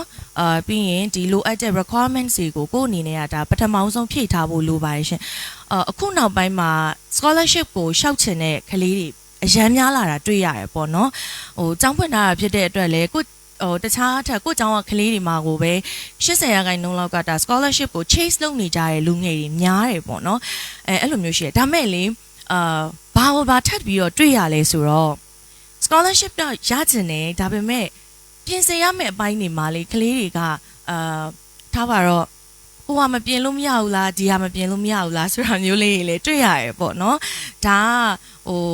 ကလေးဆိုတော့ဒါသူတို့လည်းနားမလည်လို့လည်းဖြစ်ကောင်းဖြစ်မှာပေါ့ဒါပေမဲ့လေကိုက scholarship ကိုလေကျောင်းတစ်ကျောင်းကကိုကိုပေးတယ်ဆိုတာလေဒီ၄နှစ်စာကျောင်းလာကဒီ3000နဲ့ချီရှိရယ်အခုလက်ရှိငွေစည်းတွေနဲ့ဆိုရင်ပို့ဆိုးတာပေါ့နော်ဆိုတော့မြန်မာစကားပုံတစ်ခုရှိရယ်လေထောင်မြင်ရာစွန့်ဆိုတာမျိုးပေါ့နော်ဆိုတော့တချို့ကြတော့ဘယ်လိုမျိုးလေးတွေ့ရလဲဆိုတော့ဒါတွေမပြင်ချင်ဘူးရှောက်လို့ရလားဆိုရင်အမြဲတမ်းမရဘူးဆိုတာကိုပဲပြောခဲ့ရပေါ့နော်ဘာလို့လဲဆိုတော့အနည်းဆုံး scholarship ရှောက်ချင်နေဆိုလို့ရှိရင်ပထမဆုံးအနေနဲ့ကိုဒီဒါအထက်တန်းတစ်ခုခုပေါ့နော်ဒါစနတန်းပဲဖြစ်ဖြစ် GED ပဲဖြစ်ဖြစ် IG ပဲဖြစ်ဖြစ်ပေါ့ IB ပဲဖြစ်ဖြစ်ပေါ့တစ်ခုခုကိုကဒါပြီးမြောက်ထားမယ် plus ပေါ့ကိုကနိုင်ငံခြားမှာသွားပြီးတော့မှ international student တယောက်အနေနဲ့သွားမှာဖြစ်တဲ့အတွက် language proficiency test ဒီမဖြစ်မနေကိုလိုအပ်တယ်ပေါ့နော်ဥပမာဒီ time မှာဆိုလို့ရှိရင်လည်း IELTS တို့ TOEFL တို့scholarship အတွက်ဆိုရင်တော့ IELTS နဲ့ဒီ TOEFL တော့အဓိကဦးစားပေးတာသူတို့ကဒါလက်ခံတာပေါ့နော် Duolingo ကြတော့ဒါရိုးဒီ admission ဘိုင်းလောက်ကိုအဆင်ပြေတယ်ဒါပေမဲ့ဒီ scholarship ဘိုင်းမှာကြတော့ Duolingo ကိုတိတ်ပြီးတော့အားမပေးဘူးပေါ့နော်အဲ့လိုမျိုးလေးရှိတယ်ပြီးသွားလို့ရှိရင်နောက်တစ်ခုကဒီဂျပန်တို့ဘာလို့ဆိုလို့ရှိရင်လေတချို့ကျောင်းတွေဆိုလို့ရှိရင် language တောင်းနေလေနော်သူတို့ဂျပန်ဘာသာစကားကို and ဘယ်လောက်ထိဆိုတာမျိုးပေါ့နော်အဲ့လိုမျိုးလေးလည်းရှိဒါပေမဲ့အဲ့လိုမျိုး requirement တွေကိုချပြလာတဲ့အခါမှာကလေးတွေကကြတော့တော်တော်တချို့တဝက်ပေါ့နော်တချို့တဝက်ကကြတော့ဒါတွေကိုမပြင်ချင်ကြဘူးတချို့ကြတော့ဘာဖြစ်လဲဒါတွေမတက်လို့ရောရလားပေါ့နော်အဲ့လိုမျိုးဆိုလို့ရှိရင်ကြတော့ဒါမရဘူးပေါ့ဘာဖြစ်လို့လဲဆိုလို့ရှိရင်ညီမတို့တုန်းကလည်းလိုအပ်တာတွေကိုပြင်ဆင်ခဲ့ရတယ်ဥပမာဒါညီမတို့တော့10တန်းပေါ့2010ဆိုတော့ဒီ10တန်းအောင်လက်မှတ်တွေလိုခဲ့တယ်เนาะပြီး language proficiency test တွေလိုခဲ့တယ်ပြီးနောက်တစ်ခုကကျတော့ဒီ interview process မှာပေါ့เนาะကိုယ့်အနေနဲ့ဘာတွေဒီ academic background တွေဘာတွေရှိလဲ extra activity တွေဘာတွေရှိလဲဒါတွေကိုအကုန်လုံးကိုဒါ interviewer နေပြီးတော့မှမေးတာပေါ့เนาะဆိုတော့အဲ့ဒီဟာတွေကိုလည်းကိုယ့်ဘက်ကနေပြီးတော့မှပိုင်နိုင်ပြင်ဆင်ဖို့လိုတယ်ပေါ့เนาะပြီးတော့နောက်တစ်ခုကဘာလဲဆိုလို့ရှိရင် scholarship ရှောက်တာဒီဒါကိုကဘယ်လိုပြောရမလဲကိုယ့်ရဲ့ဘယ်လိုပြောရမလဲဒီ authentic ဖြစ်ဖို့လိုတယ်လို့ပြောချင်တာပေါ့နော်။သွားပြီးတော့မှသူများရဲ့ဒီ experience တွေပေါ့နော်။သူများရဲ့ဟာတွေကိုသွားပြီးတော့ကိုကကူးချလို့မရဘူး။မှန်ကန်ရမယ်။ကိုယ့်အကြောင်းအရာမှန်ကန်ရမယ်ပေါ့နော်။လက်မှတ်တွေဆိုလို့ရှိရင်လည်းဒါလုံးဝကိုဒါအစစ်မှန်ဖြစ်ရမယ်။ပြီးရင်နောက်တစ်ခုကဒီ statement of purpose တို့ဘာလို့ရေးရတယ်ပေါ့နော်။ဆိုတော့ရေးတဲ့အခါမှာလည်းအဓိကပြဿနာဘာလဲဆိုတော့အဲ့ဒီမှာကလေးတွေကမရေးချင်ဘူး။မရေးချင်ဘဲနဲ့ဘာလုပ်လဲဆိုလို့ရှိရင်တခြားတယောက်ကိုအကူအညီတောင်းပြီးရေးခိုင်းတာမျိုးပေါ့နော်။ပြီးရင်copy လုပ်လိုက်တာမျိုးအဲ့လိုမျိုးတွေရှိရပေါ့ဒါပေမဲ့အဲ့ဓာတွေအကုန်လုံးကဘယ်မှာသွားပြီးပေါ်မလဲဆိုတော့လေ interview တဲ့အချိန်မှာသွားပေါ်မှာကိုယ့်ရဲ့ experience အစစ်မဟုတ်တဲ့အတွက်ကိုတကယ်လုပ်ခဲ့တဲ့ဟာမဟုတ်တဲ့အတွက်လေ interview ဖြေတဲ့အခါမှာကြာလို့ရှိရင်ကိုကမေးခွန်းဖန်တတ်တဲ့ interviewer တွေကလေဆိုတော့အဲ့မှာသွားပြီးတော့အကုန်ပေါ်ရောသူတို့လည်းမေးလာကြပြီဆိုတော့တင်မှာဒါတော့နက်နေပြီเนาะဂျောနက်နေပြီလို့ပြောလို့ရအောင်เนาะအဲ့လိုမျိုးတခါတလေကြားလို့ရှိရင်ပေါ့နော်ကိုယ့်စီမှာအဲ့လိုလာမေးရတဲ့တွေရှိ scholarship ရှောက်ချင်တဲ့ teacher ကလေးတွေပေါ့နော် scholarship ရှောက်ချင်တဲ့ teacher ဒါပေမဲ့ပြင်ဆင်တဲ့အပိုင်းကို teacher တို့ပြင်ဆင်ပေးမလားအဲ့လိုမျိုးမေးတာမျိုးတွေလည်းရှိရပေါ့နော် teacher တို့ကပြင်ဆင်ပေးလို့မရဘူးဒါပေမဲ့ guideline လေးပဲပေးလို့ရတာကြံတာကွက်ကိုလောက်ရမှာနောက်ဆုံးဒီ SOP တွေဘာတွေရေးရဆိုရင်တော့မှလေသူတို့ကိုယ်တိုင်ရေးခိုင်းလိုက်တာဘယ်နေရာလေးမှာတော့ဘယ်လိုမျိုးလေးတော့မှားနေတယ်ဘယ်လိုလေးပြင်လိုက်ကောင်းမယ်ဆိုပြီးတော့ guideline ချပေးတာမျိုးလောက်ပဲလုပ်ပေးတယ်ပေါ့နော်ဘာဖြစ်လို့လဲဆိုတော့ဒါမှကိုယ်တိုင်လုံးမှလည်းဒီ scholarship နဲ့ကိုယ်ကထိုက်တန်နေသူတယောက်ဖြစ်လာမှာပေါ့နော်ဆိုတဲ့အခါကျတော့ညီမတို့တော့ကလည်းအဲ့လိုမျိုးတွေလုပ်ခဲ့ရတယ်ပြီးသွားလို့ရှိရင်ဒီ interview ဖြေတဲ့အချိန်မှာလည်းဒါကိုကမလိမ်မညာပဲနဲ့ပေါ့နော်ကိုတကယ်ရှိရဟာကိုပဲ တကယ်ချပြပြီးတော့ဖြေတာကလေပို့ပြီးတော့မှကောင်းတယ်ပို့ပြီးတော့မှဒါအဆင်ပြေရပေါ့နော်အဲ့တော့ပထမဆုံးအနေနဲ့ပြောချင်တာကကျတော့ scholarship ရှောက်ဖို့စီစဉ်ထားရဆိုလို့ရှိရင်ကိုယ့်ဘက်ကနေပြီးတော့မှလိုအပ်ချက်တွေလိုအပ်တာတွေကိုဒါဖြည့်ထားပါပေါ့နော်ဖြည့်ထားဖို့လိုအပ်တယ်အဲ့ဒါပထမဦးဆုံးပဲဟုတ်ပြီးရင်နောက်တစ်ခုကဘာလဲဆိုလို့ရှိရင် scholarship ရပြီးနောက်ပိုင်းဆိုရင်မပြီးသွားဘူးเนาะဘာလို့ရသေးလဲဆိုလို့ရှိရင် GPA ထိန်းရတယ် GPA ဒီရတဲ့ scholarship အမျိုးအစားပေါ်မူတည်ပြီးတော့မှတချို့ scholarship တွေဆိုရင် 3.5 ရဲ့အောက်ကိုကျလို့မရတာမျိုးရှိရယ်တချို့ scholarship တွေဆိုလို့ရှိရင် GPA 3ရဲ့အောက်ကိုကျလို့မရတာမျိုးရှိရယ်အကယ်၍ကျသွားခဲ့ရဆိုလို့ရှိရင်ဒါကိုယ့်ရဲ့ပတ်စံနဲ့ကိုပေးပြီးတော့မှတက်ရအမျိုးပေါ့เนาะအဲ့လိုမျိုးတွေပြန်ပြီးတော့မှဖြစ်သွားနိုင်တာဖြစ်တဲ့အတွက် scholarship ရသွားပြီးပြီးပြီဆိုပြီးတော့စိတ်ထဲမှာတုံ့တုံချလိုက်လို့မရဘူးနောက်ဆက်တွဲတွေဒီဒါကျောင်းကနေပြီးတော့မှချမှတ်ထားတဲ့ဟာတွေကိုကိုကလိုက်နာပြီးတော့မှဆောင်ရွက်နေဖို့လည်းလိုတယ်မဟုတ်လို့ရှိရင်တော့ဒါကိုယ့်ရဲ့ scholarship ကနေမျက်ခုံးလုပ်တယ်ပေါ့เนาะအဲ့ဒါမျိုးလေးလဲဒါကြိုပြီးတော့မှဒါပြောပြချင်တာပေါ့ဟုတ်ကဲ့ရှင်ဟုတ်အဲ့တော့ဒီကတော့ scholarship ရှောက်မယ်ဆိုကိုယ့်ရဲ့ true self ပေါ့နော်တကယ်ကိုယ့်ရဲ့အစစ်မှန်ကိုပြရမယ်အရေးသွေးတွေလည်းဖြည့်ထားရမယ်ပြီးရင်ကိုယ့်ရဲ့အရေးသွေးကိုလည်းတဒန်းနဲ့ညီနေအောင်ပေါ့မကြဝအောင်တက်လာလို့ရတယ်မကြသွားအောင်လို့ထိန်းထားရမယ်ပေါ့နော်မောင်လေးဗာလေးထပ်ဖြည့်ခြင်းသေးလဲရှင်ဆိုတော့ကျွန်တော်ခုလက်ရှိပေါ့နော်ကျွန်တော်ဒီ AU ကနေလည်းကျွန်တော် scholar ရထားတယ်ပြီးတော့ဒီ Germany အတွက်လည်းကျွန်တော် DAD scholar ပေါ့နော် line တင်မယ်ထင်တယ်ဆိုတော့ကျွန်တော်ဒီ scholar အတွက်လည်းကျွန်တော်ဒီ pre-selection stage ရပြီးတော့ဒီdocument screening stage တွေလည်းကျွန်တော်အောင်နာပြီးတော့ကျွန်တော်ဒီနောက်ဆုံး final interview ထိပါထားရဲဆိုတော့ကျွန်တော်ဒီကြုံတွေ့ခဲ့ရတဲ့ဟာလေးကိုကျွန်တော် net sharing လုပ်ပေးခြင်းတယ်ပေါ့နော်ဆိုတော့ဒီမှာပြောရလို့ပဲဒီပြင်ဆင်မှုအရန်ရေးကြီးရယ်ဆိုတော့ပြင်ဆင်တဲ့နေရာမှာကျွန်တော်ပို့ပြီးတော့ဟိုအသားပေးပြောချင်တာကြောင့်ကျွန်တော် statement of purpose ပေါ့နော်ဆိုတော့ကျွန်တော်တို့တော်တော်များများဒီ scholar ရှာတဲ့ဟာမှာကျွန်တော်တို့ scholar ပေးတယ်ဆိုတာကသူတို့ဒီအတော်ဆုံး perfect ဖြစ်တဲ့အကြောင်းသားကိုရှာတာမဟုတ်ဘူးလို့ကျွန်တော်လက်ခံတယ်သူတို့ကဘယ်လိုလုပ်လဲရှာဆိုတော့သူတို့ပတ်စံကိုဒီ invest လုပ်လို့ဒီအကောင်းဆုံးဒါနဲ့ထိုက်အတန်ဆုံးလူကိုရှာတယ်ပေါ့နော်ဆိုလိုချင်တာကကျွန်တော်တို့ဒီ GPA တွေဘာတွေဆိုတာကျွန်တော်တို့ 4 တွေဘာတွေဖြစ်နေစရာမလိုဘူးဆိုတော့ကျွန်တော်တို့ဒီ GPA ဒီ academic ဆိုတာလဲကျွန်တော်တို့ဒီလိုအပ်တဲ့ requirement တွေကတစ်ခုလောက်ပါပဲဆိုတော့ဒီဟာမကောင်းလဲကျွန်တော်တို့ဒီ statement of purpose ဆိုတဲ့ဟာကျတော့ကျွန်တော်တို့ဒီ scholar ကိုဘာလို့လိုချင်တာလဲဒီအကြောင်းကိုဘာလို့တက်ချင်တာလဲဒီ major ကိုဘာလို့စိတ်ဝင်စားရလဲဆိုတဲ့ဟာဆိုတော့ကျွန်တော်တို့ရဲ့ motivation ကိ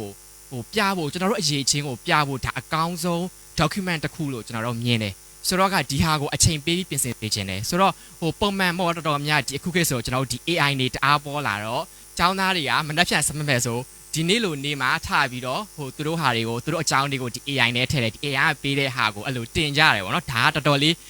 များတယ်ပေါ့ဖွင့်လင်းပြောရင်ကျွန်တော် grant လည်းလုပ်တယ်ကျွန်တော် grant လုပ်တယ်ဆိုတာကျွန်တော်ကြတော့ဒီ AI ကို language refinement အတွက်ပဲကျွန်တော်သုံးတယ်ပေါ့နော်ကျွန်တော်ဒီ idea တွေကိုကျွန်တော်ရေးကြည့်တယ်ဒါအောင်မှကျွန်တော်ဒီ language ကို format ပြန်လုပ်ပေးပါဒီ scholar sample ပေါ့ဒီလိုမျိုးလေးတွေကကျွန်တော်သုံးလို့ရတယ်ကျွန်တော်ဒီလို DAD scholar လိုမျိုးတကယ် highly precision ဖြစ်တဲ့ scholar ဒီတော့မှဒီ AI သုံးတာကိုလက်ခံတယ်ဒါပေမဲ့ဒါကကျွန်တော်တို့ဒီ language အတွက်ပဲပေါ့နော်ဆိုတော့ကျွန်တော်တို့ဒီလိုမျိုးမှာဆိုလို့ရှိရင်ကျွန်တော်တို့ဒီ statement of purpose မှာကိုဘာလဲဆိုတာဘာလို့ဆိုတော့ကျွန်တော်တို့ GPA ဘာလို့ကျွန်တော်တို့ပြန်ပြင်လို့မရတော့ဘူးဒါကျွန်တော်တို့ဒါ pass ပဲကျွန်တော်တို့စူးစမ်းခဲ့ပြီးပါတယ်ဒါပေမဲ့ကျွန်တော်တို့ရတဲ့လောက်ကျွန်တော်တို့ရခဲ့ပြီးပါတယ်ကျွန်တော်တို့ခုန CV တွေဘာလို့ကျွန်တော်တို့ဒီတိုင်းပဲကိုလုပ်ခဲ့တဲ့ဟာကို polish လုပ်လို့ပဲရမယ်ဒါပေမဲ့ကျွန်တော်တို့ဒီ statement of purpose ကကြတော့ကျွန်တော်တို့ထည့်ကျင်တဲ့ဟာကျွန်တော်တို့ရေးကျင်တယ်လို့ကျွန်တော်တို့ကိုဒီ impressive ဖြစ်လာအောင်လို့ကျွန်တော်တို့ persuade လုပ်လို့ရတဲ့အကောင်းဆုံးနည်းလမ်းဆိုတော့ကျွန်တော်အနေနဲ့တော့ဒီ statement of purpose ကိုတတိချာလေးပြင်ဆင်ကျင်တယ်ပေါ့နော်ဒီပြင်တဲ့ဟာလည်းခုနပြောလို့ပဲ true ဖြစ်နေဖို့လိုတယ်ဘာလို့ဆိုတော့ဒီ interview stage ကြာလို့ရှိရင်သူတို့ကဘယ်လိုပဲဖြစ်သိ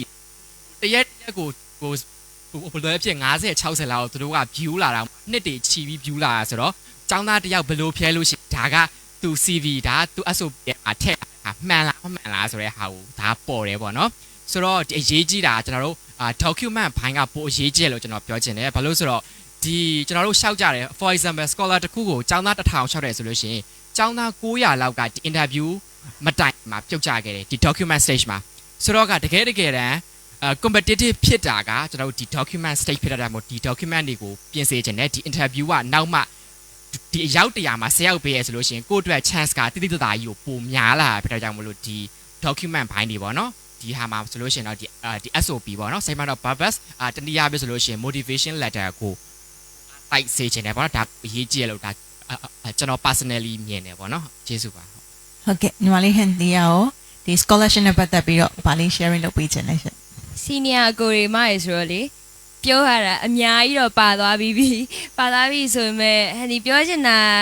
တော်တော်များလေးပြောလိုက်ပါတယ်အမရောမောင်လေးရောဆိုတော့အဓိကတော့ကလေးတွေက interview ဖြေလို့ရှိရင်ပထမဆုံးစဖြေတာလေနော်ဆိုတော့ကြောက်ကြတယ်သူတို့ဟို10တန်းပြီးအခုဆို12တန်းပြီးရဲ့အချိန်မှာဖြေတဲ့ interview ဆိုတော့သူတို့အရင်ကြောက်ကြတယ်အဲ့အချိန်မှာ professor တွေရဲ့ weight တွေကလည်းသူတို့ကြည့်ပြီးတော့ဘာပြောရမလဲမသိဘူးအမြင်နဲ့အဲ့လိုဖြစ်တတ်တယ်ပေါ့နော်အဓိကသူတို့က perfect ဖြစ်တဲ့ကျောင်းသားဆိုတာတဲ့ဒီ major ကိုသူတို့ဘလောက်စိတ်ဝင်စားလဲဒီလုပ်ငန်းကိုသူတေချာလုပ်ချင်တာလားသူတို့အဲ့ဒါကိုပိုကြည့်ရများတယ်ပြီးတော့ကြောက်နေတဲ့အချိန်မှာကိုကပြောချင်တာတွေကအများကြီးစီစဉ်ထားပြီးတော့တကယ်တမ်း interview ဖြေတဲ့အခါကျတော့မပြောရဲတော့ဘူးအဲ့လိုတွေကဟိုကျောင်းသားတိုင်းတွေ့တယ်ဟန်ဒီကိုယ်တိုင်လည်းတွေ့ခဲ့တယ်ဆိုတော့အဓိကတော့ကိုရင်ထဲမှာရှိရဲကိုဘလောက်ဒီဘာသာကိုစိတ်ဝင်စားလဲဒီကျောင်းကိုဘယ်လိုတက်ချင်လဲအဟာလေးကိုအေးစစ်စစ်လေးစိတ်အေးထားပြီးတော့သူတို့တေးချဖြေပြလို့ရှိရင်သူတို့ကလက်ခံတဲ့အပြင်ကိုနောက်ဘာဖြစ်လဲဆိုတော့တော်များဟန်တီဆိုလို့ရှိရင်English proficiency မှာဟို diploma in English ကရထားပြီးသားအဲ့ချိန်မှာကိုသူတို့ရှိမှာက IELTS ဒါမှမဟုတ် TOEFL ထပ်ပြီးလိုတဲ့ခါကျကလေးတွေကမဖြေခြင်းဆိုတာဟန်ဒီကွန်လည်းမဖြေခြင်းတော့ဘူးပေါ့နော်ဒီပလိုမာကြီးရှိနေတော်ပြီပေါ့ဆိုတာဒါပေမဲ့သူတို့ရဲ့အကြောင်းက rules တွေအရာဆရာတွေကပေးခြင်းတော့မှဒါတွေသူတို့မှထောက်ပြစရာမရှိဘူးဆိုလို့ရှိရင်မပေးလို့မရတဲ့အခြေအနေရှိရပေါ့နော်အဲအကြောင်းကတောင်းတဲ့ document တွေလည်းတေချာစီစဉ်ပြီးတော့ပေးကြပါလို့ပြောချင်ပါတယ်ရှင်ဟုတ်ကဲ့ပါကျေးဇူးတင်ပါတယ်အဲ့တော့ scholarship ကလည်းဒီအခုပြသနေတဲ့ကျောင်းတွေမှာပေးတယ်လို့သိရတယ်ပေါ့နော်အခုဒီခမ်းမထဲမှာလည်းရှိနေကြတာဆိုတဲ့အခါကျတော့အကယ်၍ကိုက scholarship နဲ့ပတ်သက်ပြီးတော့စိတ်ဝင်စားရဲဆိုရင်လည်းဘုတေမှာမေးနိုင်တယ်ဆိုတဲ့အကြောင်းလည်းတင်ငေါ့ပါချင်ပါတယ်အဲ့တော့အခု financial အကြောင်းလေးနဲ့မေးချင်တာပေါ့နော်ဘာဖြစ်ကုန်ကျစရိတ်ကလည်းစဉ်းစားရတဲ့အပိုင်းထဲမှာရှိရပေါ့နော်ဘလောက်ပဲ scholarship ရscholarship fully funded လည်းရှိတယ်လို့သိရတယ်တချို့ကြောင့်လည်း partial ပဲပေးရလို့သိရတယ်ပေါ့နော်ဆိုတော့ကဲပြီးကိုကကျောင်းသွားတက်မယ်ဆိုရင်တလားကုန်ကြစရိတ်ဘယ်လိုရှိမလဲပြီးတော့တချို့ကြောင့်လည်းကျောင်းတက်ရင်းနဲ့အလုပ်လုပ်ချင်တဲ့သူတွေစဉ်းစားထားတဲ့သူရှိမှာပဲပေါ့နော်အဲ့လိုမျိုးအလုပ်ကလေးရောလုပ်လို့ရနိုင်မလားကုန်ကြစရိတ်ပိုင်းလေးလည်းဆွေးနွေးပေးစေချင်ပါတယ်ဟုတ်ကုန်ကြစရိတ်ကတော့မိဘတွေလည်းရှိရဆိုတော့လေတစ်ခါလေးကြိုပြီးတော့တွက်ထားလို့ရအောင်ဘတ်1000ခွဲကနေပြီးတော့2000ကျတော့ကုန်တတ်တယ်ဒီထက်ချွတ်တာသုံးလို့ရှိရင်တော့1000ခွဲအောက်ကိုကုန်မယ်ပေါ့နော်ဒါပေမဲ့ဘယ်လိုဖြစ်လဲဆိုတော့အရေးအကြောင်းပေါ့ကျမ်းမာရေးတစ်ခုခုရှိလာတဲ့အခါကျရင်အိတ်ထက်ပိုကုန်တာရှိတယ်မိဘတွေကြတော့လေဟိုဒီဘက်ကစီးပွားရေးကလည်းရှိတာဟိုဆိုတော့1000ခွဲဆိုရင်မလောက်ဘူးလားမြန်မာငွေနဲ့ဆိုရင်များပဲမယ်ထိုင်းဘတ်နဲ့ကြတော့နည်းတယ်လေနဲဆိုတကယ်အရေးကြုံလာလို့စေကန်းနေပါသွားရင်အဲ့1000ခွဲကပလုံးဆိုပဲနားနေမှမသိဘူးဆိုတော့ဟိုချိုးကြံချွေတာပြီးတော့တေးချ30ကျင်တာတခုပြီးတော့ကျမ်းမာရေးအတွက်အရေးပေါ်ဆိုရဲဟိုငွေလေးတော့ထားစေချင်တယ်ပေါ့နော်ဘာလို့လဲဆိုတော့လူတက်ကပိုအရေးကြီးတယ်လေဆိုတော့အဲ့ဟာတော်တခုရှိမယ်ပြီးတော့ထိုင်းမှာကျတော့အလုပ်တွေက officially legally လုပ်လို့မရဘူးဟိုကျောင်းတက်နေတဲ့ ED visa နဲ့လူတွေအတွက်ကမရဘူးဆိုပေမဲ့သူတို့ရှိမှာဝင်ငွေကတခြားနီးမျိုးစုံနဲ့ရှာလို့ရတယ်မြန်မာနိုင်ငံမှာ online shopping လုပ်မလား TikTok shop မှာ review လေးလုပ်မလားအဲ့ဟာမျိုးလေးတွေကြတော့ဟို main ကလေးတွေကဟို influencer လုပ်ချင်တဲ့ညီမလေးရှိရလေTikTok shop တို့အဲ့လိုမျိုး social media platform တွေကနေပြီးတော့ပတ်စံအများကြီးရှာလို့ရပါတယ်ကြိုးစားကြပါတော့ဟုတ်ကဲ့မောင်လေးရောညဝေပေးပါဟုတ်ကဲ့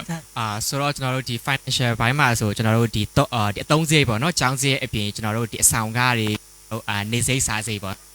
ဒါအတွက်ကခုနမှပြောသလိုပဲကျွန်တော်တို့စီမှာ1000ခွဲ2000ချားပေါ့နော်ဒါပေမဲ့ချိုးတန်ချွေချားနိုင်တယ်ဆိုတာကျွန်တော်တို့ဟိုအဖြစ်ဒီအဆောင်ကားပေါ့နော်ဒီအဆောင်ကားဒီအဓိကချွေတာလို့ရတယ်ဘာလို့ဆိုတော့ကျွန်တော်တို့ရဲ့ဒီ1000ခွဲရဲ့တဝက်လောက်ကကျွန်တော်တို့ဒီအဆောင်ကားတွေကိုပေးရတာများတယ်ပေါ့နော်ဆိုတော့ကျောင်းဆောင်တွေကတော့ဈေးရှိတယ်ဒါပေမဲ့ဒီအပြင်ဆောင်နေဆိုလို့ရှိရင်လည်းအဲ့လိုဈေးတန်နေ